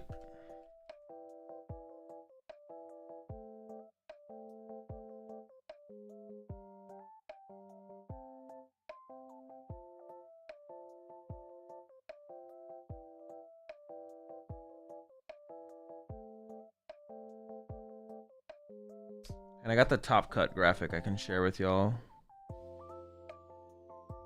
Just so we can see the decks. Alright, so this is what we got going on. So we just saw Kim with the Maractus Miracle defeat Thomas Abbott with the one too many Miraidons on the bench. And then we got Raging Bolt versus Terrabox here. Terrabox favored usually, I feel like. But it could be close. I actually don't know. Only 3 Dragapults in cut. Then we got Dragapult. Frostlass, Monkey Dory, Dragapult. Wait, what the fuck? Wait, no, yeah, Frostlass, Monkey Dory, Dragapult. Wait. No, Frostlass, Monkey Dory. No, Frostlass, Monkey Dory. Wait, Frostlass, Monkey Dory, Frostlass, Monkey Dory. Does this one have Dragapult? These are both Frostlass, Monkey Dory. But this one has a Dragapult image. And then we don't know what kind of Dragapult Pedro is playing. Oh, but I think it would say Dusknoir here if it was Dusknoir. Johan with the Gardevoir EX. Bolly with the Gardevoir EX. We got Harvey with the Ends Zoroark. Arthur with the Frostlass Badoo. Monkey Dory deck. Alright. I think Thomas is Pult. It's a typo. Okay, so Thomas Jones is just Pult, not Frostlass Monkey Dory. All right, I think I need to go get myself one more energy drink if I'm going to be able to stick it out for the rest of the way. I'm going to put on the interview before I'll wait until the interview pops, and then I'll throw on the interview, and I'm going to go grab myself an energy drink. Oh, and hopefully that'll be enough to tide me over, to be honest. We got top 8, top 4, and 5. We got 3 matches left. That's it.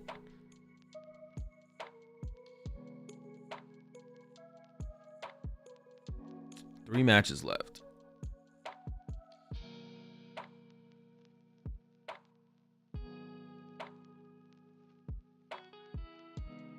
Azul's been live for what, 16 hours? No, only 8. I thought it was gonna be like a 16-hour day, but this stream started 2 hours sooner than I thought it would. And then this stream just started 2 hours than I thought it would. So I thought we'd already be like, I thought we'd have to have waited a little bit longer. Actually, I was kind of lined up. It lined up all pretty nicely, to be honest. Things have been moving. It's gonna be like a 10-hour stream. I thought it was gonna be like a 15, 16-hour stream. Like 12, 13, 14. All right, let's see what Kim has to say about that cactus. Cool stream match. Kim, congratulations. How do you feel? I feel great. Yeah? Yeah. Too, so that's a good. And you're putting yourself in a fantastic position, of course. You've been in this place before, right? Yeah, yeah. How does it feel to maybe try and do it again? I don't happy because don't want money in this tournament, but it's fine. I need points, so. I mean, you still get points, you still get the potential for the direct invitation. There's still championship booster packs available as well. Talk us a little bit, why Dragapult for this weekend? Because I make the pates last tournament, so I keep it. I don't test it a lot, so I need to.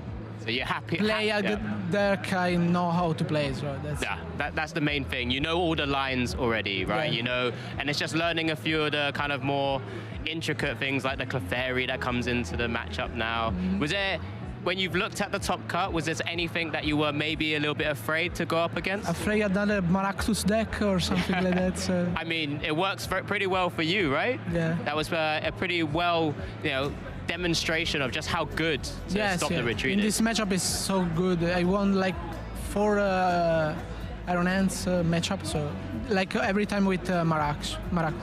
Wow, okay. So corner's so good, right? Yeah, yeah. How good has been the effect of putting 6 damage counters on your It's opponent? also good. Against Miraidon, he do like 60 on himself. So, in last turn, yesterday, I make 6. Yeah, I do 6 prize in the same turn. Because Miraidon takes 6 damage and do like 180.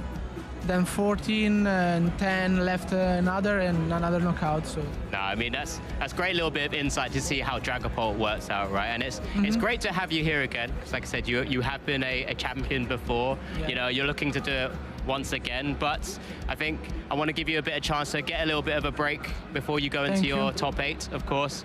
But what I want to just go over once again is just kind of show you just how these tournaments go down. And let's take a look, one little look back at the Stockholm Regional Championship.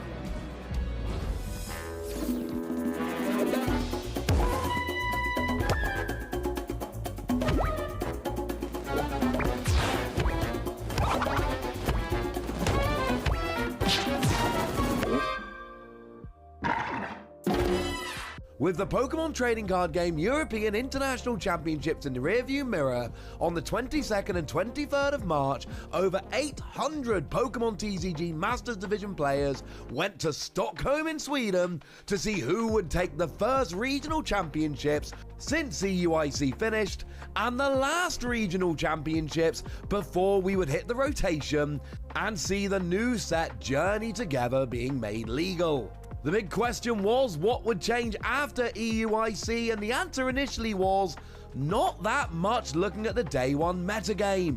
Dragapult still far and away the biggest deck with more than double the number of representations of any other deck, with a very even metagame if you ignore Dragapult. Over on day 2, Gardevoir is starting to close the gap, but Dragapult remains the biggest deck, the deck to beat, the one that is taking over the game. Except when we look at the finals, because when we got to the finals of Stockholm Regional Championships, we had Alessandro Cremascoli's control deck up against Isaiah Bradner's Gardevoir deck. Isaiah went into the finals with a reputation of being one of the best players in the game, but still looking for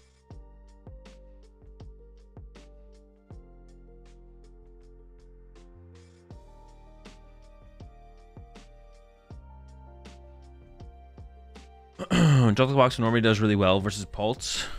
Nah. Dude, I feel like Joltik Box might be the next Raging Bolt, where it's like, dude, this deck is broken, bro. You beat all these decks. It's really good against everything. But actually, once you realize, oh, wait, you play against a good player, the deck just falls apart and is actually a scam. Azul just woke up from a coma. I've been in since 2019. What do you think about ADP? Honestly, seems mid. Reshiram looks much more promising. Dude, the Reshiram. Let's go. Shut up. What drink did you get? We got the Murica Pop Ghost. It's like the bomb pop. Is that what they're called? Bomb pop. The red, white, and blue pop with ghost flavor or ghost energy drink flavor.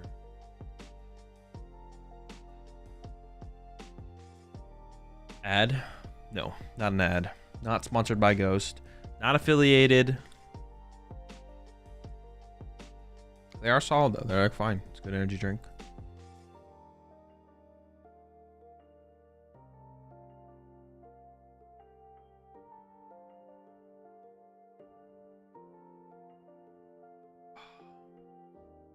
There's just no way Joltik Box is good. You know exactly what it's going to do each turn. Dude, I've been saying this slap. Oh my gosh. Thank you, bro. Thank you.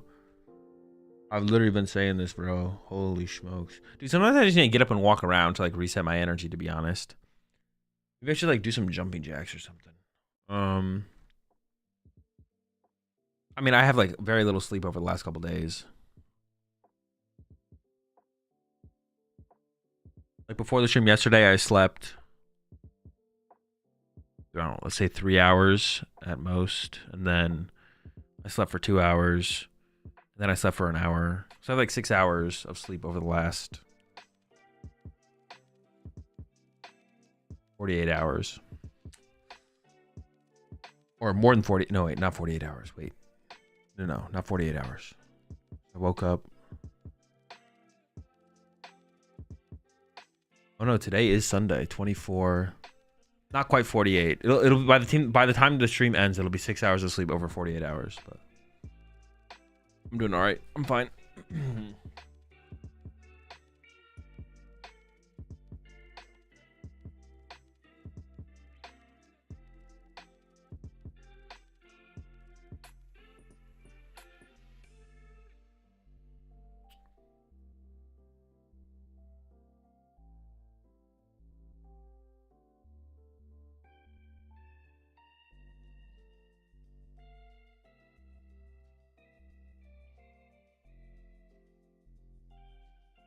People playing Joltik Box just miss Miraidon, honestly. My local is going to be flooded with it next week, guaranteed.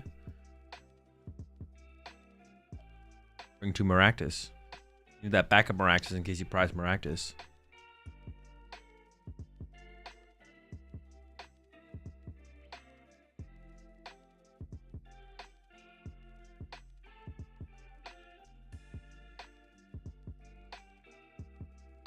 Stupid Cactus is going to win for real.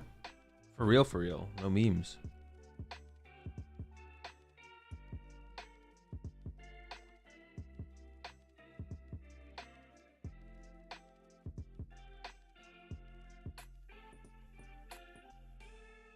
Why is Maractus optimal over Knackley? Because Knackley takes a fighting energy. Although, I guess the one thing about the list that...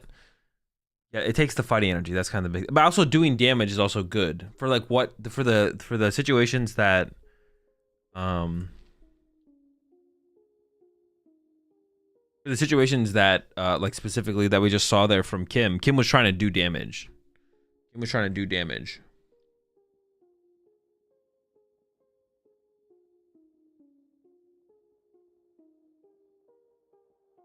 But also Knackley takes a fighting energy. Knackley takes a fighting energy. But you do play Luminous in the build. Like there's Luminous energy in the build. So I guess Knackley could work. It could work.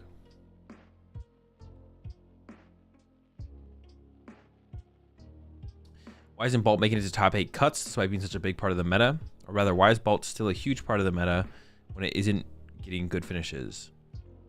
Because the deck overall is a good deck. It is touted as one of like the more noob-friendly decks in the format as well. And has been for a while. So I feel like there's some carryover from previous formats. Although the Noctowl build is definitely harder to play than the Noctowl build is definitely harder to play than previous builds. it doesn't make top 8 simply because good players don't play it. Like, the better you are at the game, the less likely you are to play Raging Ball. It's like literally that simple. What the best players choose to play is usually what's going to do well. And the best players don't play Raging Bolt. It's like that. It literally is that simple. The best players play Dragapult, Gardevoir, innovate something new that's not Raging Bolt because there's nothing to innovate new that's cool. That's it. That was Johan 1 already?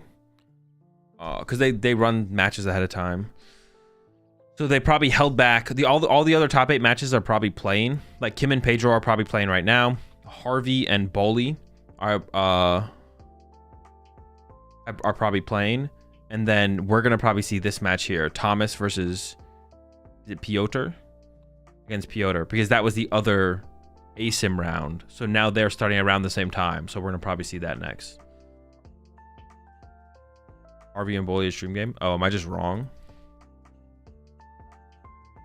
I guess I'm just wrong. I assumed that they would have let Harvey and Bolly play.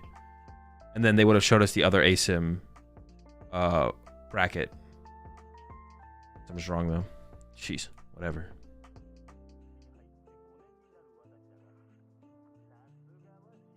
Would a good player be able to make top 8 with Bolt? Yeah, of course. Or is there a clear scene of what the deck can do? No. No deck would be 14% of the meta. Or how popular was Raging Bolt in day 1? No deck would be as popular as Raging Bolt has been if it couldn't make top 8. Like, the deck's not bad. Like, yeah, the deck's not bad. The deck wouldn't be that popular if it couldn't make cut. There are some like anomalies in the PokemonTCG's history where it's like, this deck is not good. Like when at Baltimore, the first regional of the season, when Ancient Box was 9% of the meta, like that was crazy because that deck sucked. And that deck was not going to make top cut. But for some reason it was 9% of the meta, which is just absurd. Yeah, it's crazy, actually insane. 12% day 1 to 10%. Okay, so not a huge fall off. Yeah, no deck is really going to be like 12% of the meta that couldn't potentially top cut or win the tournament, to be honest.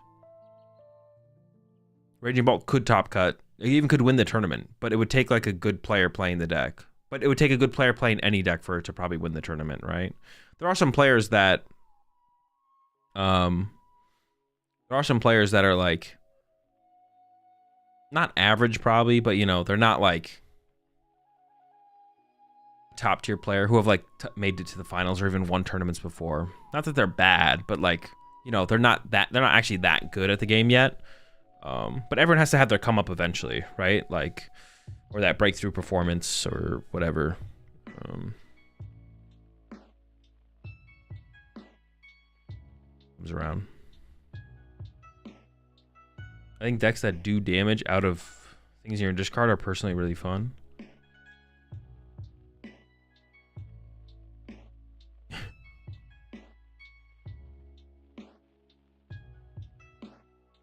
They stream both top 4 sets? Probably not, no. They might though, we'll see. They might. They probably won't. It's probably just gonna be one.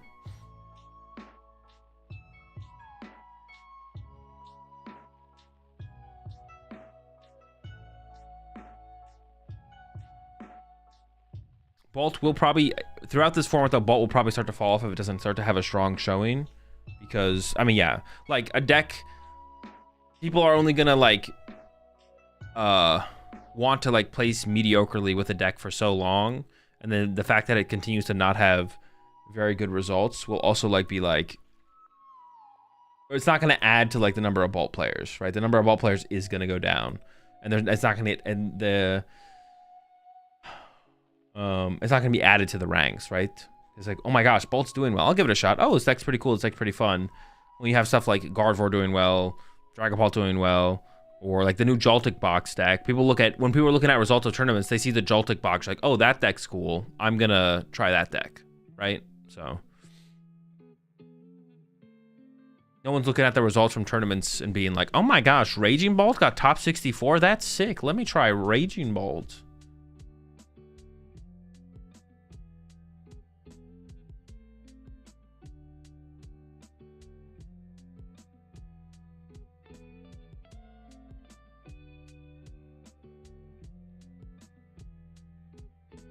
We get to see the Zoroark now, right? Get to see the Zoroark in action. What is Bully playing? I already forgot. Wait, I have it actually. I have the Bully. Bully's Gardevoir. Gardevoir versus Zoroark. Okay. Wait. Yeah. And then Yotur with Terrabox did beat the Raging Bolt, so Raging Bolt lost an asymmetrical cut. Like Raging Bolt was literally right there. It was playing an asymmetrical cut. And you shouldn't think about like asymmetrical cut.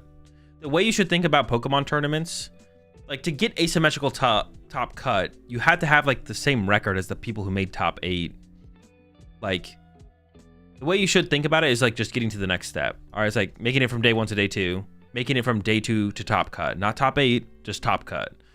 So if you get asymmetrical cut, that is top cut, you know? Zoro was in the final of seniors? Bro, flip a coin. Anything's in the finals of seniors, bro.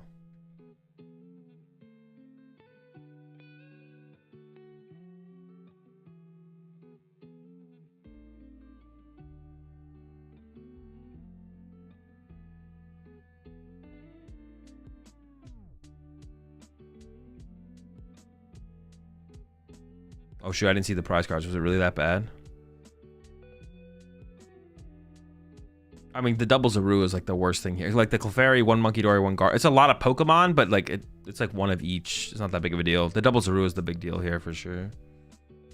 Can't set up triple Zoroark. Unlucky. All right. Harvey's Cleffa. Yo. The Cleffa's new. What else is in here? Now I'm curious. What kind of build is this? I see that a Cleffa in there though. You don't see that very often. Not just in this deck, but in anything. Is it just a research build? The research build of Zoroark is so unexciting, but I don't think it's like necessarily bad. It's just not very exciting. Double Zorua. What's the A spec? What's the A spec?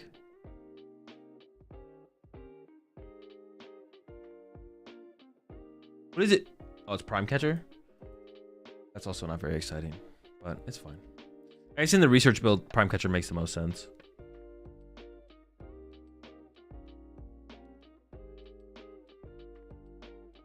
24-hour stream.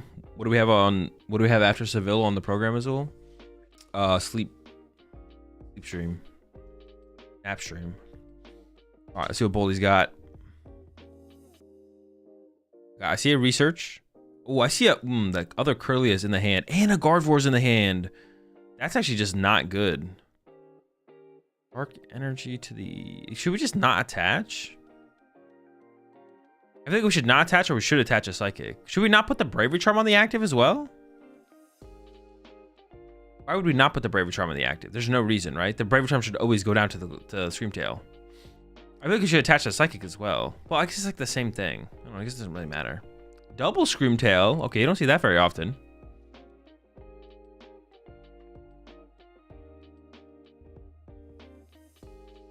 You don't see the double tail very often. Maybe hope for TM Evo. Oh, that's fair. No, but should we? Why am I so against the dark energy? There's zero reason to not charm there. Yeah, there's zero reason to not charm there. No, it should be the psychic energy because we could slap for 30, right? Like, hit him with the slap for 30. Oh, the reason to not put the Bravery Charm on the active is that if we draw into the Evo. Oh, okay. Maybe that is fair. Maybe that is fair. Okay, I was like, wait, but what? But no, but yeah, okay, sure. Sure, why not? All right, I don't hate playing for the Evo. I mean, we're unlikely to draw into it. Bolly does play Evo, so I know this is probably that's probably correct from Bolly to like play for the Evo. Just be like, all right, give it a shot. We didn't get it, but it's probably the correct play. It's probably the correct take, to be honest. No Curlia to Evo anymore. That is true. But Bolly, of course, didn't know that before playing the research. I still like the psychic energy, though, because we could at least slap. But I guess, no, having the psychic in the discard pile maybe is better, because then we can excel it back to a Pokemon. Okay, maybe that was correct, actually. Maybe that was correct. Unfortunately, the hand is kind of dead here. We do have Nitrogen for Curlia next turn. I guess that's something. Oh, we have Mew in there as well. Okay, hold up. Wait, how did the Mew get to the discard pile? When did it get there? Gotta bench one more thing to draw a single card. I feel like you just bench the Drifloon, right? And then draw one. I'm trying to draw one card here. Research? Do we just not bench it ahead of time? I guess it makes sense to not bench it against Zoroark, right? It's kind of just too many free prize cards.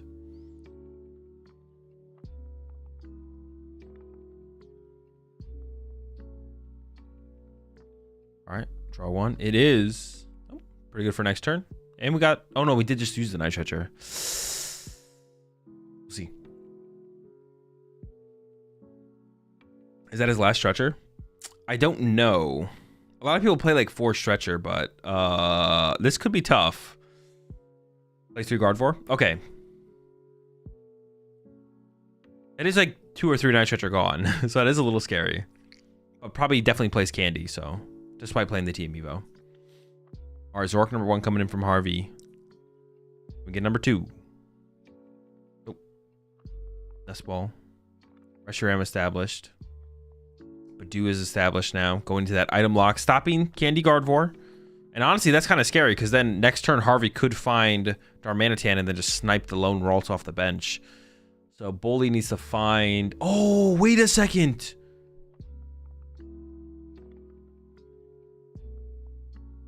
We don't have a Curlia. We don't even have a... We have no Curlias. We literally can't do anything.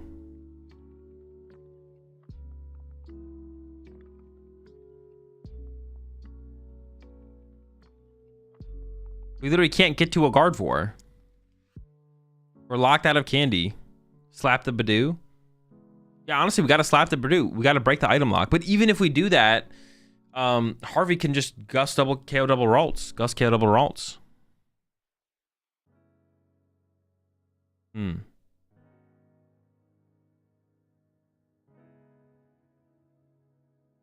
Gus KO double Ralts. Yeah, no items. Well, yeah, we gotta break this item lock. We gotta break this item lock. But we don't have another Ralts. No.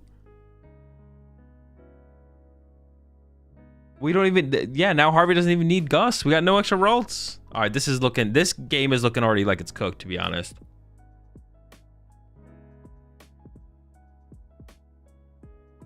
I mean, you gotta do it. You gotta do it. Is Bully really considering not slapping here? You gotta slap him. This is like a pack it up moment for real. I mean, you force Harvey to find the Darmanitan next turn. All right, there's the KO. We could also get the Curly off the prize cards here. I don't remember where it is. What do we got?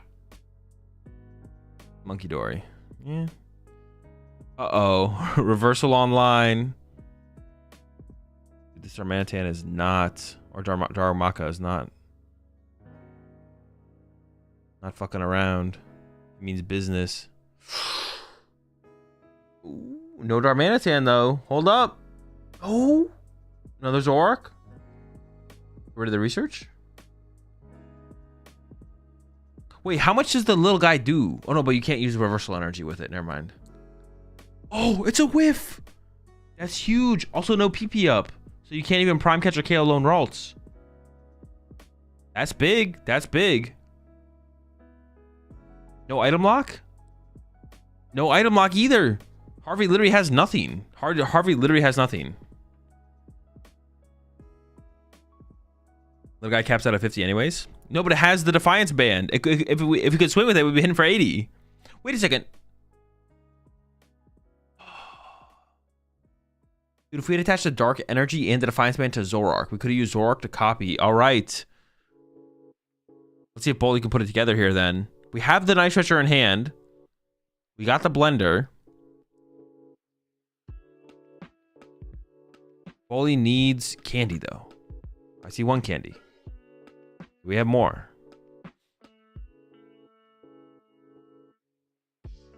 The Ultra Ball. Aono. There's another Gardevoir in the deck.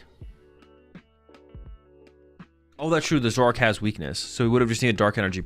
Maybe there's... Yeah, maybe... Harvey maybe messed up then. By attaching the Reversal Energy to the Darumaka instead of the Dark Energy to the Zoroark. Because then if you draw into Prime Catcher or Counter Catcher, you can KO the lone Ralts off the bench. I think it's actually probably a mistake then from Harvey, right? Thinking about discarding the Evo. Wait, are we discarding a Ralts? Are we going to Night Stretcher for that Ralts here? That seems incorrect. Yeah, should have definitely just attached to Zoroark, and that maximizes our odds of KOing the lone Ralts. Definitely a mistake. Definitely a mistake.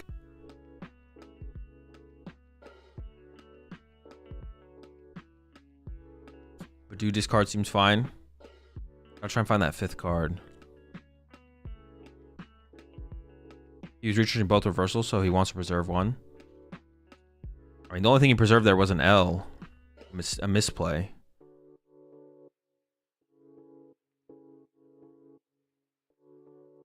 I don't know. I don't really like this Night Stretcher for Ralts thing. I feel like trying to save the... I don't like this at all, to be honest. I feel like trying to save the Night Stretcher is way better here.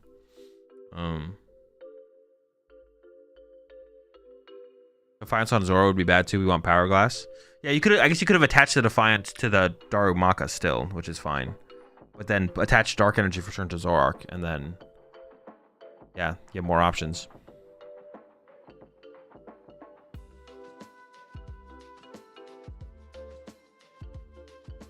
I don't know about this Brave Return to the Screamtail. Is it that good? That doesn't seem very good.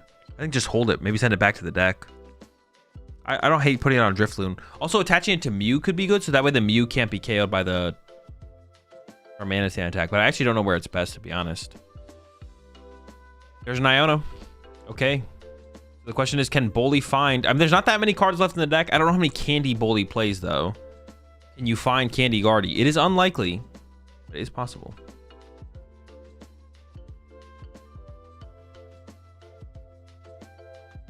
Could have knocked the Ralts with Prime Darumaka. No, the reversal energy is not active right now. The reversal energy is not active right now.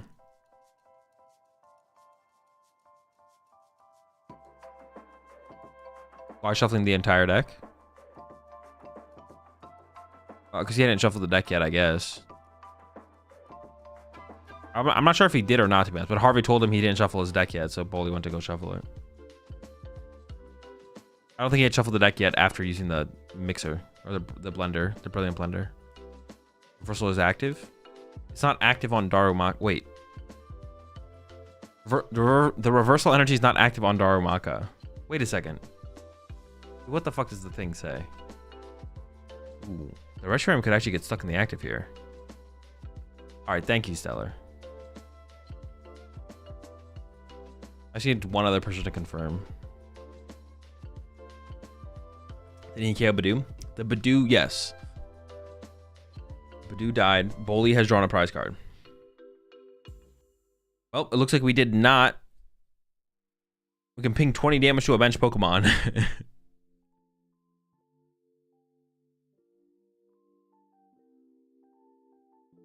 Yeah, Darumaka cannot take advantage of the reversal energy. All right, there's the Darmanitan. Finally, 2 Ralts in play. There's the shuffle of the deck. So if we can find the Prime Catcher, we can just Prime KO double Ralts. So we're in the exact same position we were in before here as Harvey. We have the possibility to wipe all the Ralts off the board, which is pretty good. Can we do it, though?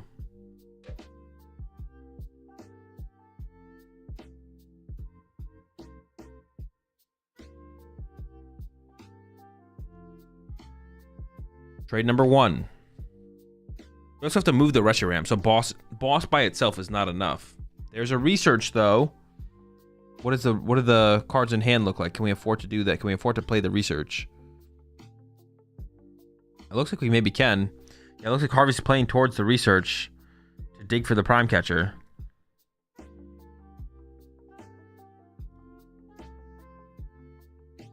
Oh, we have Counter Catcher in hand as well. Bring up a Ralt. So if we find Prime Catcher, we bring up the other Ralts. And if we find End's Castle, we can just retreat and knock out both Ralts. Okay, looking pretty good here for Harvey. Here we go. Research for 7. It is. There's a Prime Catcher. We don't want to use the Prime Catcher if we can avoid it, though. We'd prefer to End's Castle here. All right. If we have to use the Prime Catcher, though, not a big deal. We can do it. Bring up the other Ralts. And then KO both Ralts. We are doing it with the Darmanitan, which is going to get stuck in the active. I guess the Zoroark would kind of get stuck in the active anyways.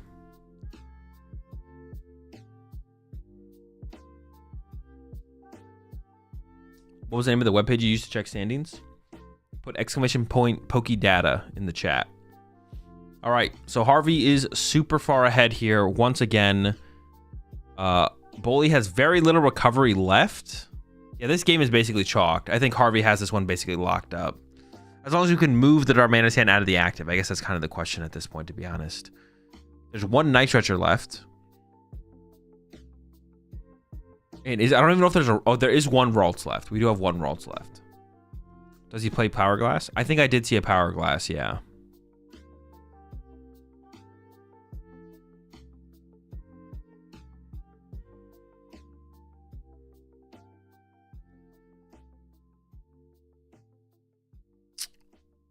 Using Darmanitan makes sense because he's going ahead on prize cards.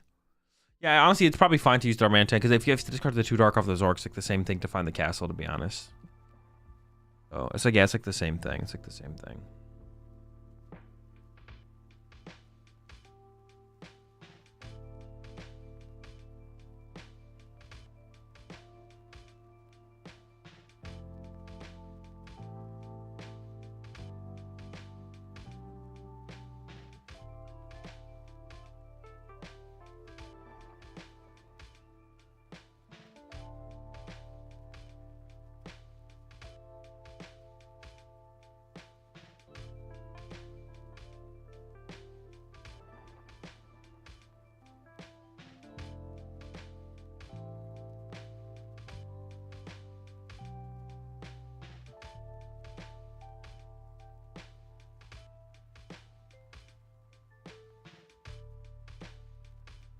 Dark active, draw 1.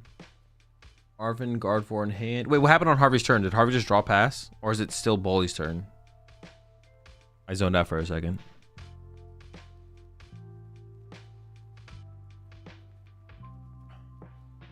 The Bully's turn? Okay.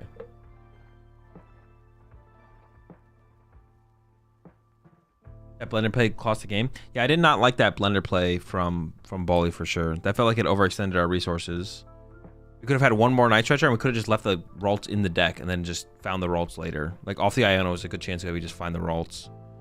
Night Stretcher again. Are we getting another Ralts here?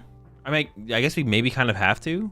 Maybe we just kind of well, or do we just hope that our Darmanitan can't move? I don't actually know about that, to be honest. I almost like maybe lean towards like just hoping Darmanitan can't move, to be honest, as opposed to using our last Night Stretcher.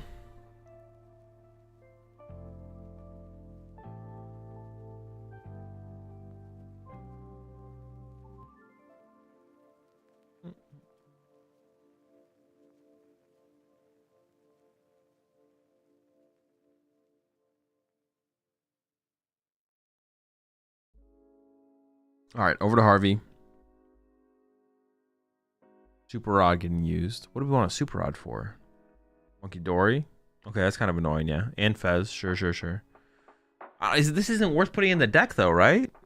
Why are we putting these things back in the deck? This is not what we want this turn. This is a questionable Super Rod, for sure.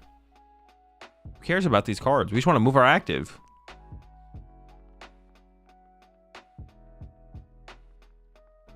Ooh, can we move our active? Hold up. I don't know if I can. I have to like look at that deck again. All right, we might be stuck. Yeah, the Darmanitan might be stuck. Did we prize an Ends Castle? Because there hasn't been a ton of Ends Castles played. No Ends Castles prized. Maybe we just have the play in hand. Maybe the play is just available in hand. I'm just not seeing it.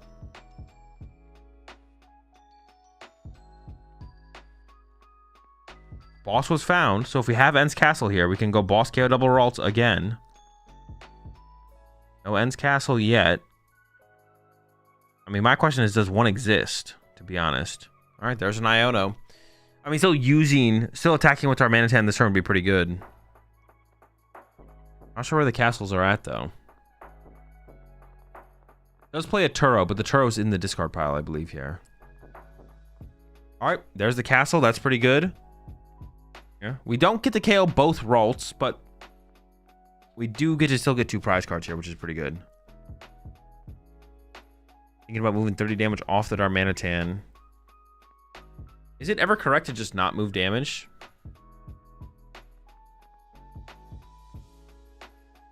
Okay, it does move it to the active Screamtail. I kind of like that, actually.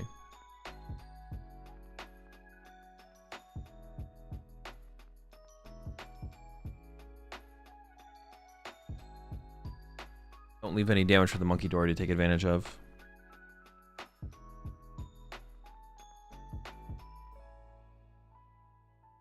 All right, over to Bolly's turn.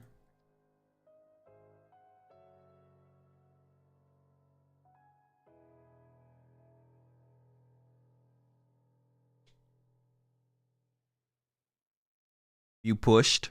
I mean, we're looking for Candy Gardevoir. If we don't get Candy Gardevoir this turn, the game is definitely just over, right? Unless maybe we counter the stadium. Maybe if you get rid of this Last End's Castle, maybe things get awkward for Harvey moving forward. You can't move stuff around.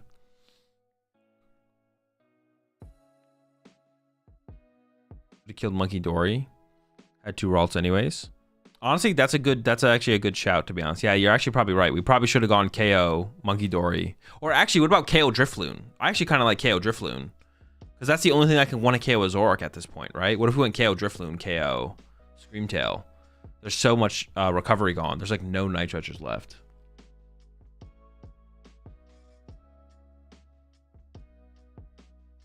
Arvin for Brave Charm Ultra Ball. How do you KO Drifloon or Monkey? With our Monkey Dory. So you move the damage because we just moved the damage to the active Screamtail, but we could have moved the damage to the Drifloon and then gone 90-90 knockout. I actually kind of like that play. The Monkey Dory is kind of whatever. I think the Drifloon is actually the bigger threat. Hey, can Bully make a comeback here with Drifloon, actually? Like, if we see, like, Iono to 2 plus Drifloon 1-hit KO the active. Oh, no, but we played Arvin this turn already. Yeah. All right, it's not looking great still. But we can 1-hit KO the active here. Does Bully have a win condition? I mean, it's tough. I mean, you can just KO the active. Like, that seems like a good start. Yeah. And then hope Harvey doesn't have boss, I guess.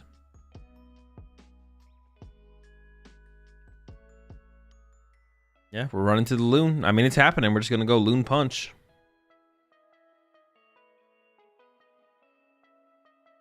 He has 0 resources. I can't fathom not scooping here.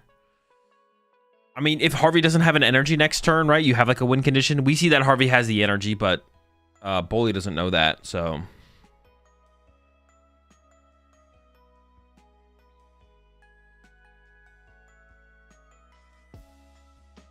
He wins with dark energy only.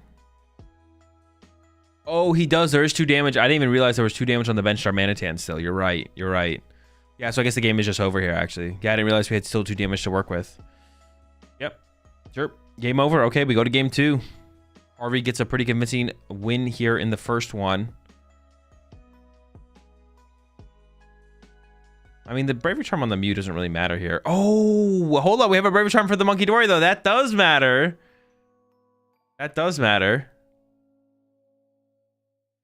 Draw a couple with the Mew.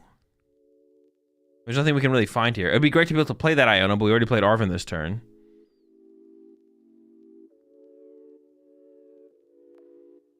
We just Ultra Ball the whole... What do we... Vessel it away or something? I feel like holding the Iono there was probably pretty good, to be honest. Alright, what the heck? Let's keep that Iono around.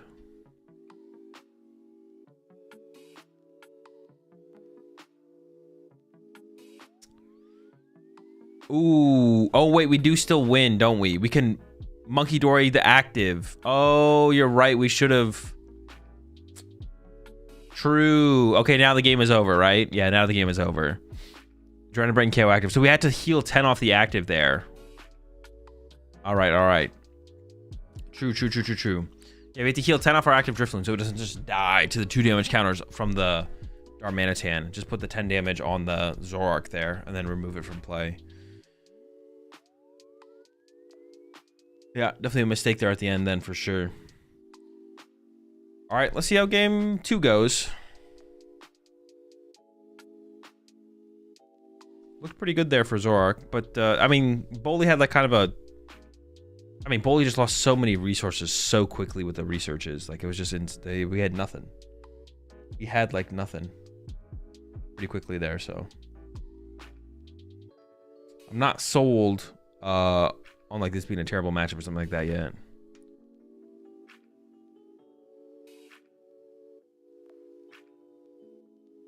Is Monkey the sauce Zorak was missing? I mean, Monkey Door is just kind of a good card, but yeah, good card.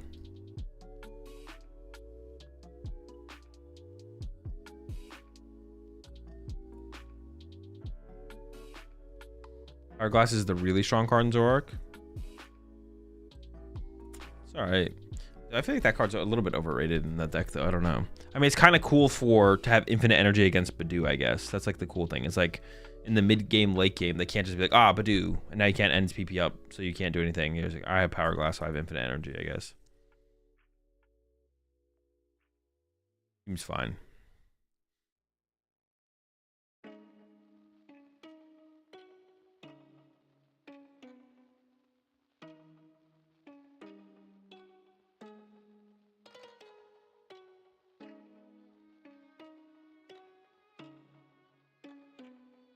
I mean, Zorak should just go. I mean, Monkey just go in any deck that naturally plays Dark Energy anyways. It does feel that way, yeah. Alright, now, instead of 2 Zorua prize, we have 2 Zorak prized. And 2 Bravery Charm prize here for Bully. It looks like Bully is going second. Buddy Poffin top. Actually, is that double Poffin in hand? That might be double Poffin, actually. Prize checking in, coming in here for Harvey.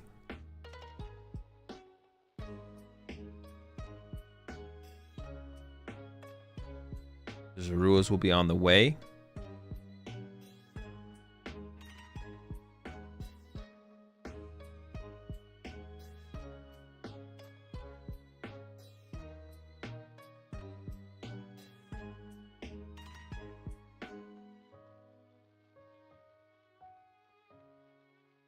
Yeah, he does play the Cleffa. The Cleffa is definitely interesting. Cleffa feels pretty weak right now in general. But all right, double Zorua, double Darumaka established. No dark energy for turn, and the hand wasn't like super broken, so we might not see like a turn 2 attack. Just like an Iono for some draw support next turn. Getting aggressive with the Defiance Band, actually. Just throwing that in play. Okay, pass over to Bully. What do they got? Looking for some rolls. Ideally 2. Oh no. Oh no, we have Arvin. I was like, is the hand just dead? I thought the hand was literally just dead. Or besides an Iono. It was like nothing in the hand besides Iono, which is still something. That's still something.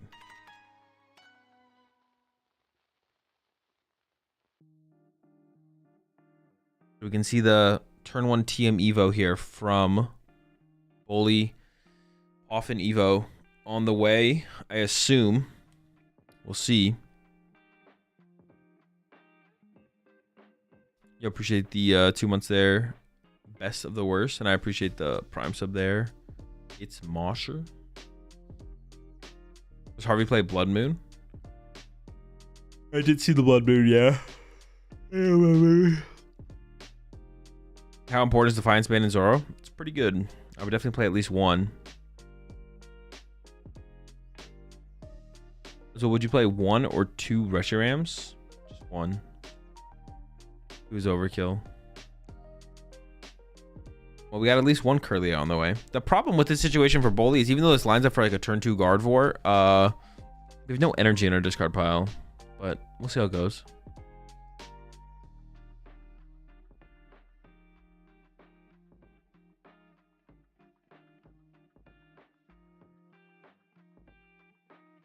Is Cleffa good for baiting your opponent into taking a prize to activate Defiance and Reversal? No. Mostly because baiting doesn't exist in the Pokemon TCG, but also just no. So got any tips for things to note for when practicing for majors? Not specifically.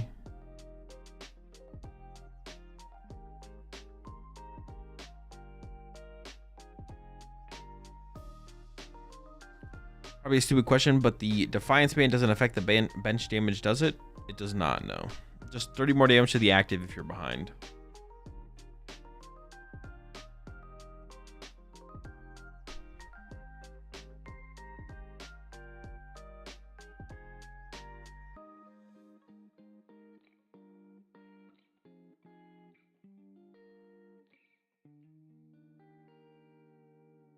Curlias are here. And that was just a draw with Cleffa there from Harvey. So getting some value out of the Cleffa. Gardevoir online.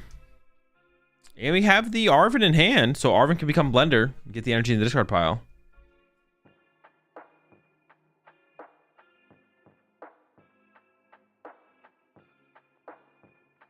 So the question is just, what do you do here? You definitely don't KO Cleffa. KOing Cleffa would be terrible. But, I mean, baiting for sure exists. No? I feel like you've talked about it before with Badoo. No. Baiting doesn't exist in the Pokemon TCG. There's always just an optimal play based on statistics. Like, there's just a statistically optimal play in the situation. Irrelevant of how your opponent emotionally represents their board state, or their state in the game, their board state in the game, their situation in the game.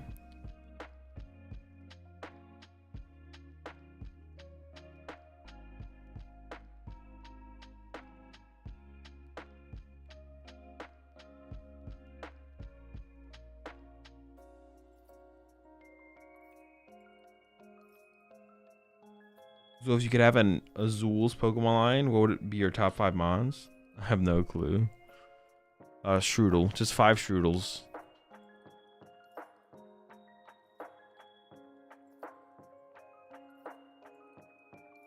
Got a 4 energy, 5 energy. Is Blender 5 cards or 6 cards? Am I trolling?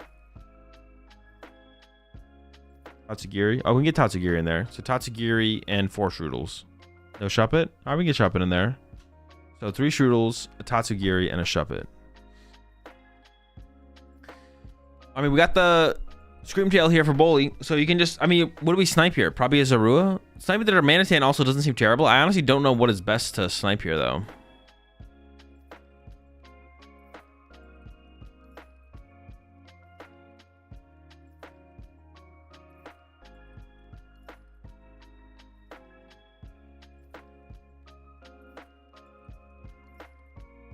You can misplay on purpose. If this is not baiting, then... baiting doesn't exist in real life. Maybe not. Or maybe it doesn't exist in real life. I don't even know what I was just saying right there. Surely you just go after Zoruas? Probably. You probably go after Zoruas, yeah. Okay, this is a pretty good setup here for Bully. We can Monkey Dory some damage from the Gardevoir over... I don't even know what we put the damage on. Maybe the Darumaka, I guess?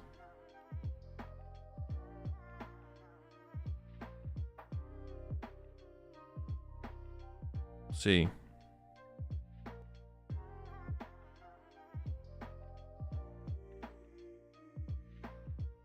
Is he thinking on KOing Cleffa with the damage? Hopefully not. We definitely don't want to do that. You want to leave the Cleffa in play, for sure. We can KO the Cleffa later.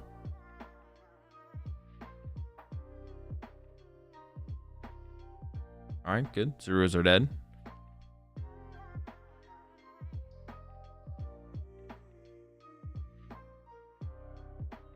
Fez? 1 Zorua? What the heck? What the heck? My mic just does not stay.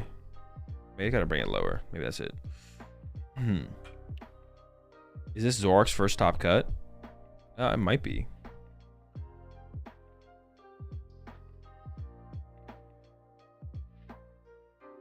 There's a research. We're just going down to one Zoroark in play. That's it. Was the hand actually dead? I mean, if we have to Fez, we have to Fez. If we don't Fez and we don't play the game, then we obviously have to Fez there. But I mean, it feels pretty bad to have 1 Zoroark in play and that's it. The Zoroark can be taken care of next turn easily, no problem, right? With a Screamtail or maybe a Drifloon. Is there no place to play rules in Spain? Bully's actions are painfully slow. I feel like he's not playing. I mean, I see you guys in chat bringing up how slow he's playing. I feel like he's not playing that slow though. Like he's not playing like to the point where it's like a warning. Like it's slow. It's slower than the average player probably. But someone has to be on like the other side of the spectrum of like super fast to like super slow, right? But like not in penalty range. I don't think he's like done anything in like penalty range. He's just not like rushing or going super fast.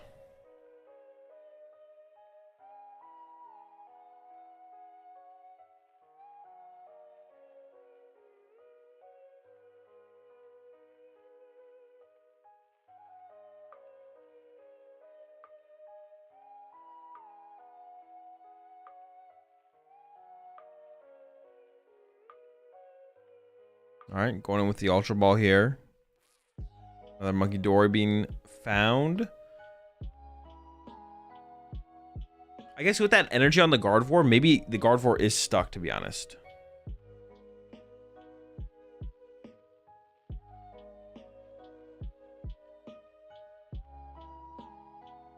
I don't think this is crazy for this point of the day. I don't think that really exists that much, to be honest. I see people bring up that stuff all the time, like, well, and this late in a tournament. Well, I mean, maybe to some point, maybe.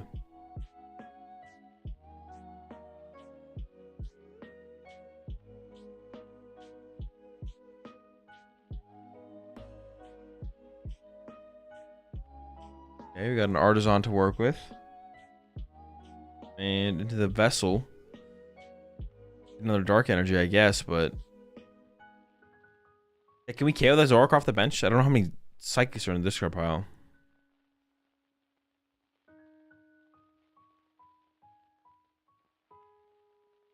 This can't be a tie. No, it's definitely not going to a tie. Plenty of time for game 3 still. And this game shouldn't take that much longer to conclude, I don't think.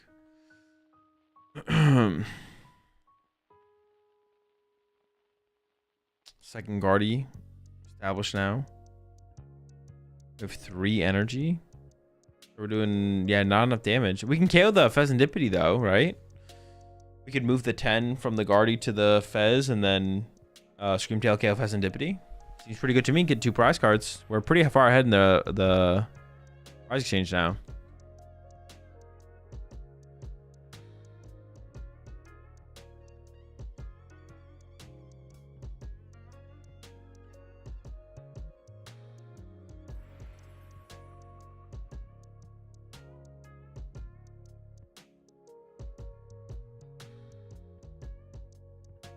We just discard the only supporter in hand.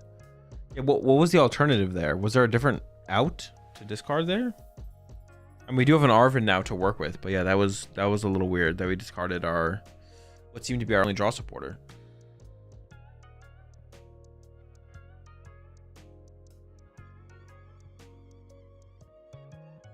It's good morning or good evening for you. It is the morning. Morning. What time is it? Like 6 a.m. almost.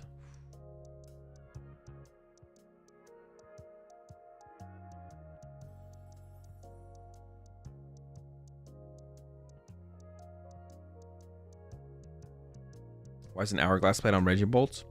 You don't have any good way to find it. And before you say Noctowl, there's way better things. There's way more important things you have to find turn to turn with Noctowl. You don't really have a extra Noctowl uses. All right, there's the bring up on the Monkey Dory. KO Monkey Dory, KO Screamtail.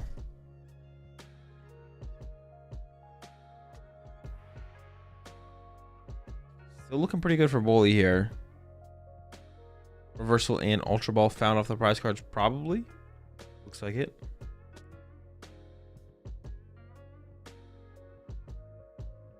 So you don't even play Noctowl? We can cut them for some Hourglasses? Alright, I'm down. Let's do it.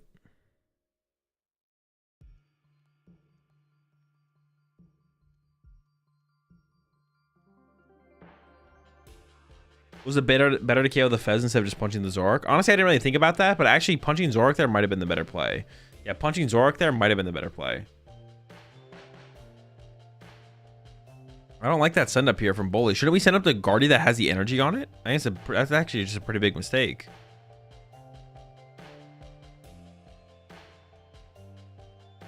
Yeah, I feel like that's a pretty big mistake there from Bully to not retreat the energy off the Gardevoir.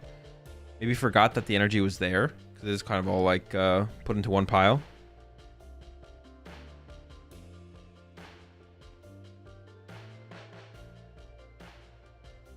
We'll see.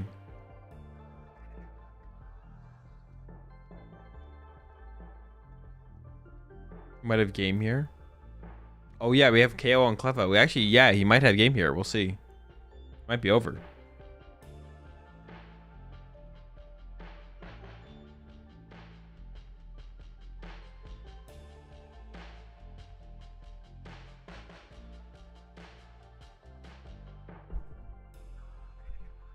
And we definitely should have sent up the Gardevoir that has 2 energy on it. For sure.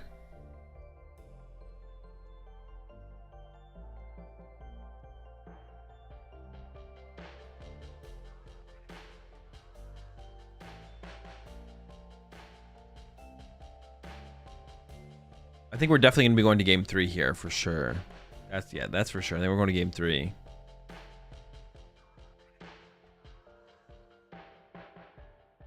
Are we just chasing Zorua here maybe? We might just be going after the Zorua. But yeah, this seems pretty over at this point.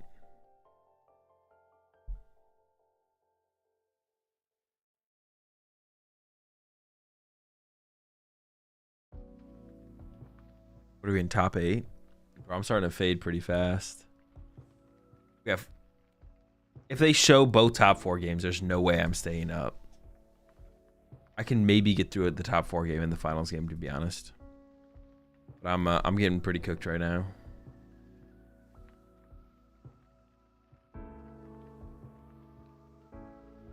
Energy drinks today? Just 2. Do they always show both top 4 matches? No, they don't always show both top 4 matches.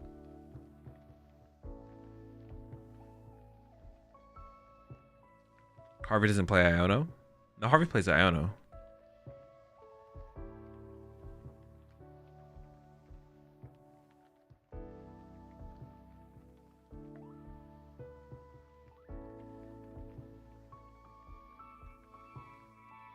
He's too much already? No, that's fine. When it's coming as well, don't worry. I definitely need to stand up and just like walk around the house after this one for sure. Try and I don't know, get some energy back in me for sure.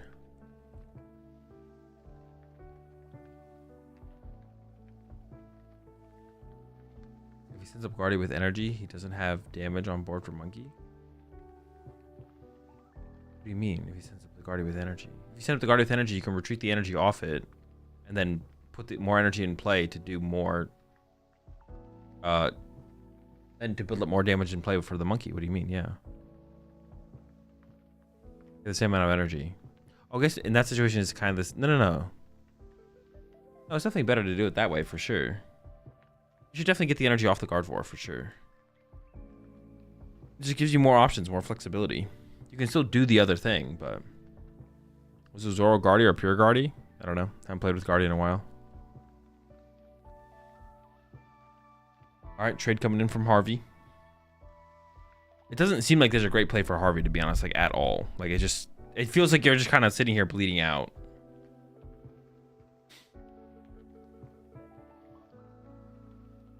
Here comes the Fez draw. It looks like we do have an Iono in the hand, which I feel like we have to use, although maybe not. There's only like a 3-card hand here from Bully.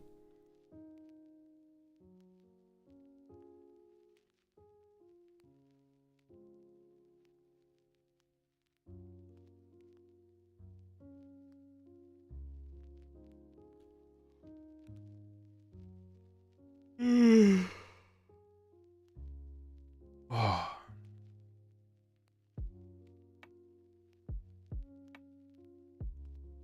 We're going after the... What is the play here? KO Monkey Dory, KO Screamtail, I guess? Sure, I guess that's fine. Got the Mew in play for draw power, though, so it seems unlikely to be enough. Yeah, Bully needs very little to win this game.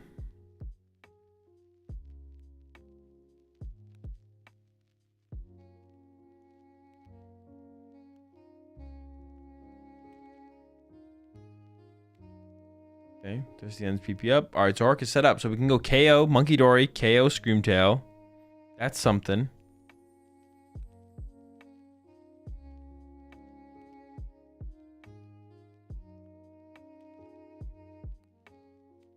Yeah, there we go. Knockout, knockout. Draw 2. 2 prize cards remaining. I mean, Harvey does just kind of win next turn. Wait, shouldn't there be 30 on the active? Am I trolling? All right, let's see what Bully's got. Oh, no, Candy Guardy is no good, actually. Wait, hold on. We can Artisan to shuffle the deck. Why don't we prime Mew? Was that a possibility?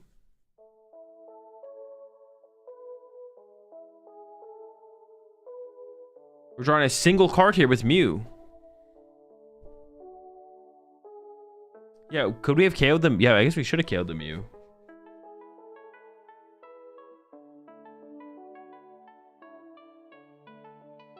If we prime Mew, we leave Screamtail. Couldn't you KO the Screamtail as well? Screamtail had 100 HP left, so we had to monkey do it. Night Stretcher. Okay. Alright, I'm gonna stand up for a second. I'll be right back as we get into game number 3.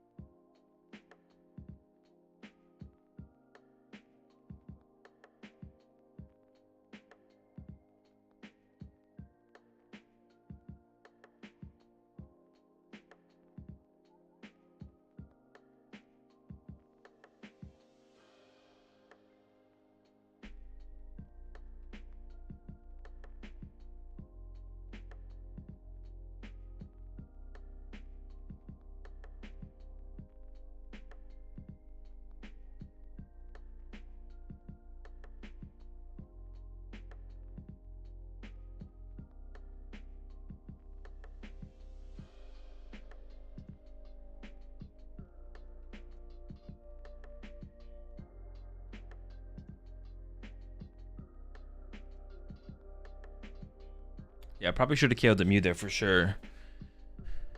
Well, we're not using the Stretcher the turn before seems troll as well. Yeah, because the Artisan was in play, right? So if we just use Stretcher to recover Screamtail, then we could just Artisan for it.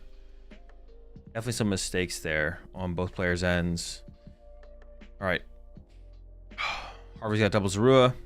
Buddy Poffin's in. Let's check the prize cards. Where are we at for those? Did they show? Oh, there we go. We prized 2 Arven, TM Evo, Cleffa, Turo, Super Odd, sure. A Dew getting searched out here for Harvey. Looks like we're going into the Dew here. Some early item lock, slow down the potential of like a Candy Guardy or something like that.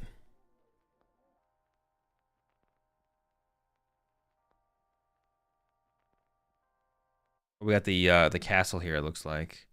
Oh, interesting. Benches the Reshiram. The Reshiram bench is interesting. Because that does I mean, we can't bench double Darmanitan or Darumaka or whatever. Yeah, we don't have bench space for both of them. So that means Bully can like spawn trap the solo Darmanitan and make it hard to consistently utilize to snipe stuff.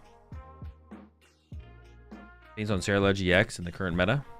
It doesn't seem great, but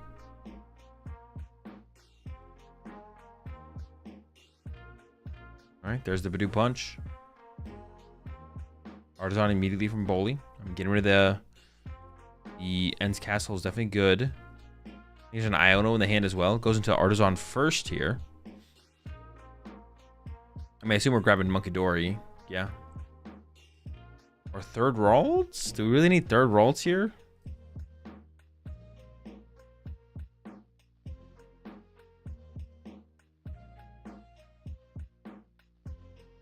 What about the third Ralts?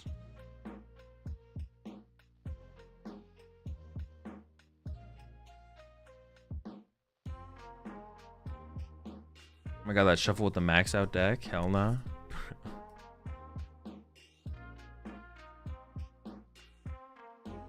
Alright, here we go. Iono. Fresh 6 for both players. 2 Zoroarks from Harvey went to the bottom of the deck here, which is not great. Was that 7? Am I trolling?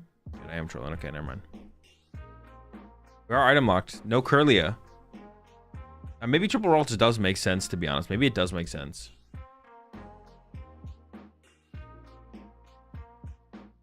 And then here we go. Badoo back for 10 damage.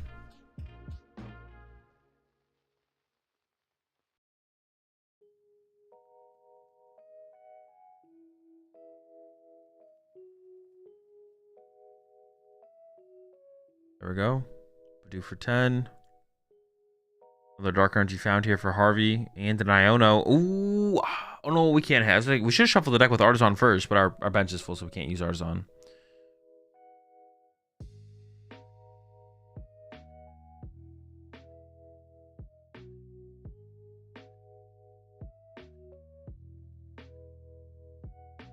Is Guardy the actual BDIF? I don't know. It's not worth thinking about what is or isn't the BDIF. Just a waste of time. All right, found a Bravery Charm to protect our Badoo. Bully so far is set up to win the Badoo war. Do the Artisan here. I assume Screamtail's got to be... Not Screamtail. I assume Monkidori's got to be the grab here if we're going to grab anything. But honestly, I don't even know if we wanted to shuffle the deck there as Bully. I think we wanted to maybe research first. Yeah, I think we maybe want to research first there.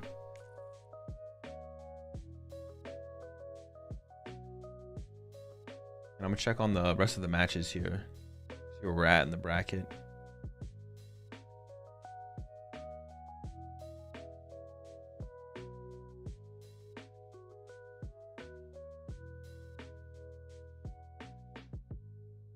Oh, they have not updated Top Cut at all. Never mind. Terra Box is in top 4.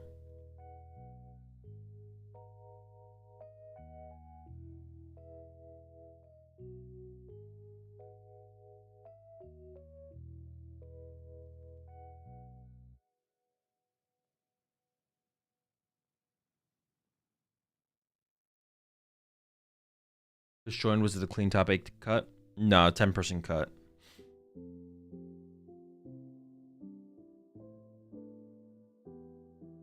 All right, well, Bully is making moves in the Badoo war here, to be honest. Harvey still does not have a Zoroark. Reshiram gets pushed. We have the Ents Castle in the hand. There's Pheasantipity top deck. I feel like you don't want to bench Pheasantipity here. I think there is 2 Zoroarks on the bottom of the deck. There are a couple cards deep now, but... And getting also another Darumaka in play seems pretty good. Yeah, benching Fez seems bad. So definitely want to avoid that, I think. Doesn't go for it, though. Interesting. Keeping the bench space open. I hope we don't... I mean, I don't think benching Pheasantipity is very good here. Hopefully Harvey doesn't bench Pheasantipity. Ends Castle. Yeah, benching Pheasantipity here seems kind of terrible, to be honest. Well... Yeah, you just the prize trade is like, yeah, benching Fezes can't be the play, man. That can't be the play. That's so good for Bully to like close out this game just by chasing Fez now. At some point. Definitely not a fan of that Fez bench.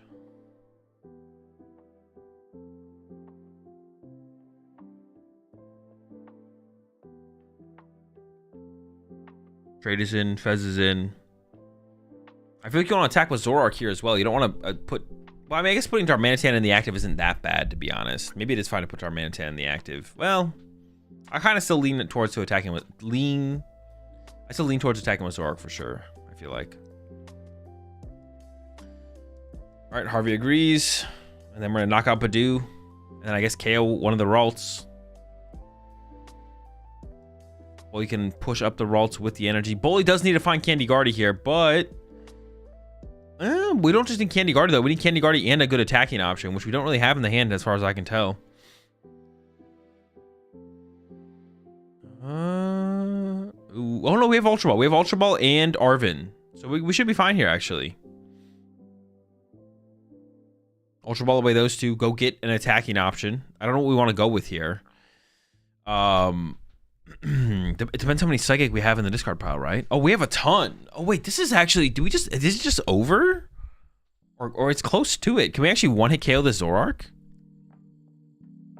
I feel like Bully maybe just has the one-hit KO on the Zoroark. Oh, wait, Bully's only drawn one prize card? Am I trolling? I thought Bully had drawn... Oh, I thought Bully had drawn 2 prize cards. I'm actually trolling, yeah. Okay, actually, this is very winnable for Harvey. This is actually very winnable for Harvey. But yeah, I think Bully should just one-hit KO the Zoroark here probably this turn. Maybe? Or actually, Bully could just go KO Darmanitan maybe instead. Maybe Bully should go Screamtail Darmanitan. Hope Harvey doesn't have Gust KO Guardy EX. If there's Gust KO Guardy EX, that'd be kind of scary.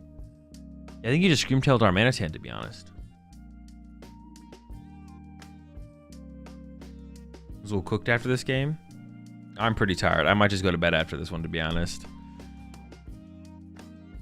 This is a lot. Trying to do these back-to-back streams was a lot. Or all this stuff, all these streams in one day was a lot for sure.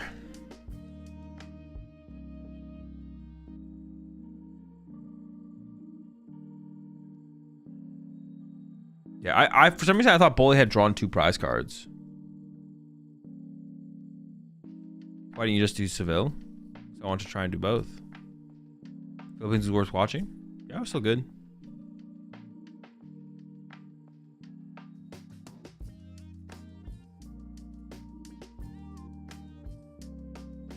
You streamed the Master Ball League? I did, yeah. We saw Juancho win with Terrabox for Rigoraph.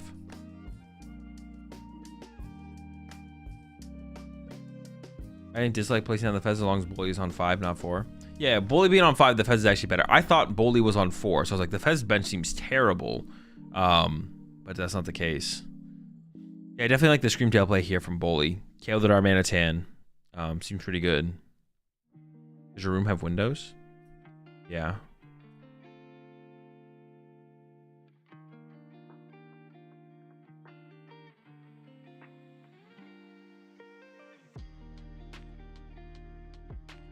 All right, we're currently only hitting for 120, so we need another energy on this thing.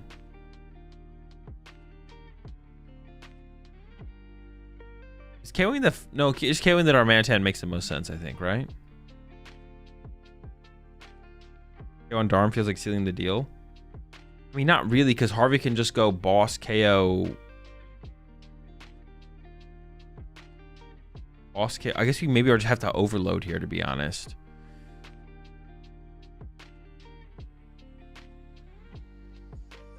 I feel like Bully needs to move the damage. Did we already do that? Move the damage off Gardevoir. Because the Screamtail is only hitting for 200, so it doesn't KO Pheasantipity next turn if the Gardevoir EX dies. Which, the play here from Harvey is definitely Gust KO Gardevoir EX, right?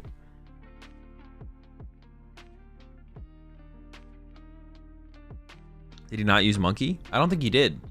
But we could have moved the damage off the Gardevoir to the Pheasantipity, right? That was the play. That was definitely the play. Was that move that damage over.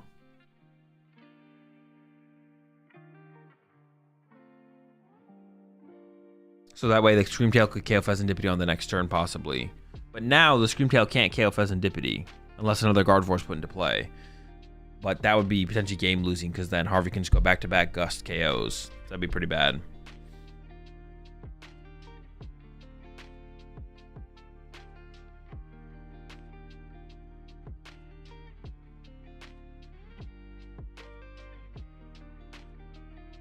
I guess he didn't KO because of Counter Catcher. That would be a... No. The KO that Bully took was correct. We shouldn't have KO'd Fez, but we should have Monkey Dory'd the damage to Fez. So that way if Harvey goes KO Gardevoir, we don't have to put a Gardevoir in play to be able to get a 2-prize knockout next turn. No, the KO Bully took was correct, but he just needed to Monkey Dory the damage from Gardevoir to the Pheasantipity.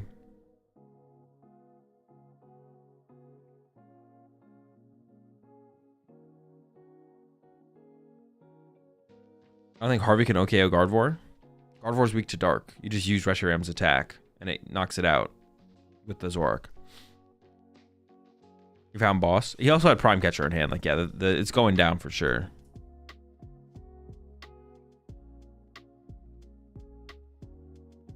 Was Power Glass not meant to proc going to Harvey's turn? No, it only happens at the end of your turn. Yeah, see, if we had moved this damage off the Gardevoir, then Bully... Yeah, see, Bully could just ignore... Bully could just KO the Pheasantipity here if we just move that damage from Gardevoir over to Pheasantipity. But now, you can't take a 2-prize knockout as Bully this turn. I guess you can still punch Fez though. Hold up. You can still punch Fez for 200. But Bully needs to also get another Ralts down. We have Curlia, which is cool, but we need to get another Ralts on the bench as well. This is not looking good for Bully. I feel like Bully's going to lose this one, to be honest, for how things are going. Well, I guess actually, yeah, Harvey can always just win next. No. Yeah, Harvey can always just win next turn. Harvey just always wins next turn, I guess, with Darmanitan play. Maybe you have to Screamtail the Darumaka. Is that the play here? Maybe to Screamtail Darumaka.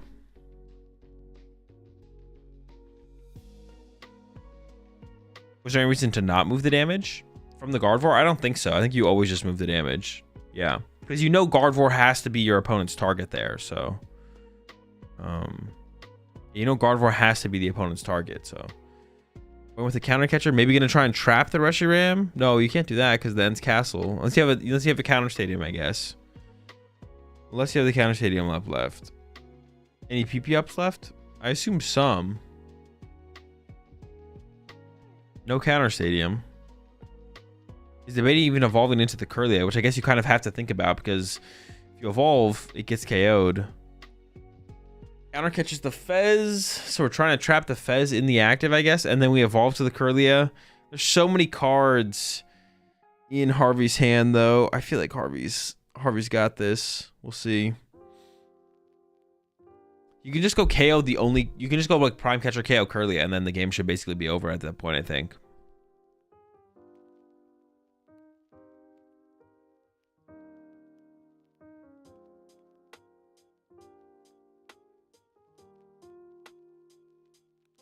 The question is just how you want to take this knockout as Harvey. But yeah, you can knock out the active, you can knock out the Curlia. Kind of do anything, to be honest. Well, you could KO Reshiram next turn and pray. Yeah, true. If the active doesn't get KO'd here. And you could even Iono as well, right? You could top deck Iono. Play Iono. Oh, but now we have the little guy. That we can attack with that. Not good.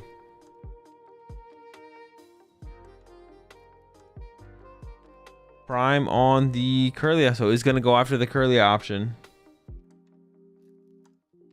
There's a knockout.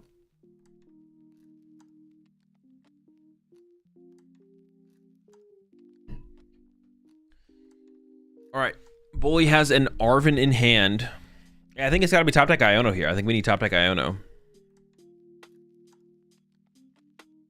Let's see if we get it.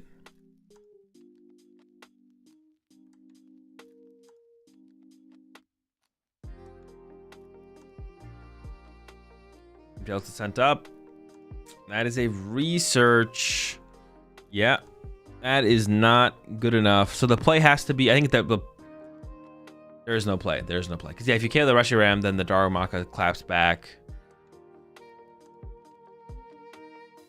We see Harvey moving on with the Ends Zoroark deck into the top 4.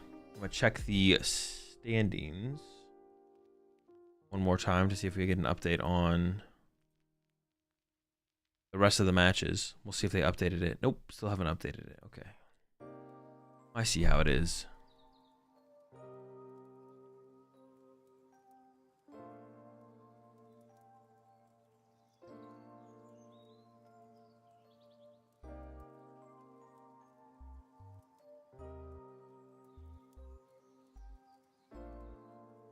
How many Power Glass does Harvey play?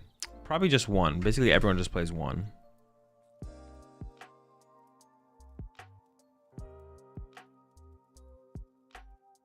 We know results from the South Africa SB. I don't know anything. Except for the fact that they're playing in the kitchen. That's it.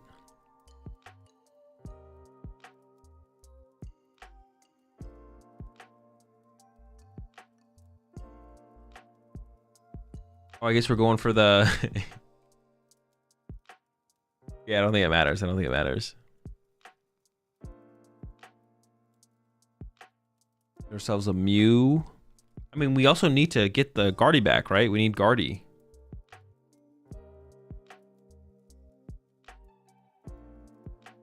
Or Ralts, excuse me. We need Ralts.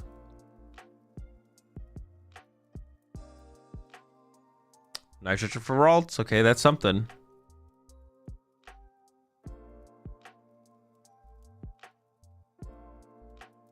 Judges in South Africa apparently using ChatGPT for rulings. Yeah, that's what that's what people were saying.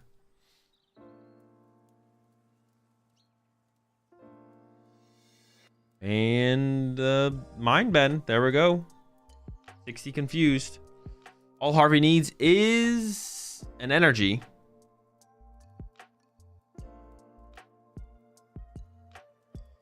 Throw on the Zoroark.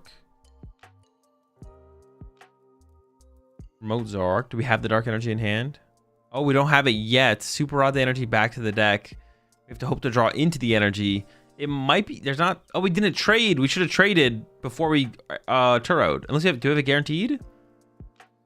Yeah, we should definitely trade it before we Turoed to thin out the cards in the deck. Oh, all right. Well, worked out. Harvey gets the dub with the Zoroark. Oh, retreat then Turo.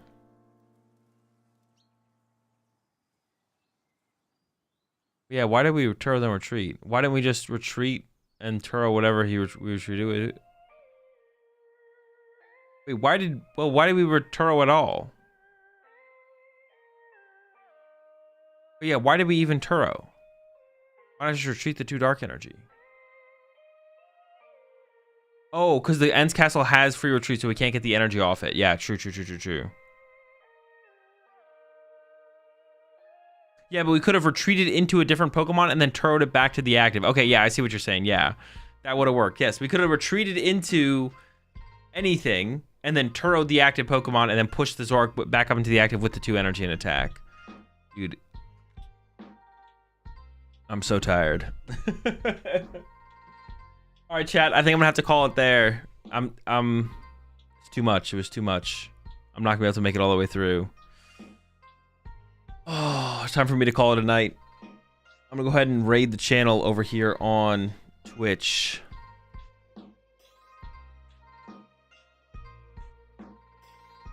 Too much Pokemon. Maybe next time. I'll try and sleep a little bit more in between them. If I ever try and do something like this again, I need to try and get some more sleep in between the stream sessions. But yeah, I am completely zonked. Appreciate y'all hanging out. I won't be streaming anymore today, but I'll be streaming again on Monday, or I should be streaming on Monday. No, I will be streaming on Monday. So I'll catch y'all again on Monday. So yeah, have a good one. See you Monday. Enjoy top 4 and the finals, and we'll look at the results on Monday. Have a good one. Good night. Peace.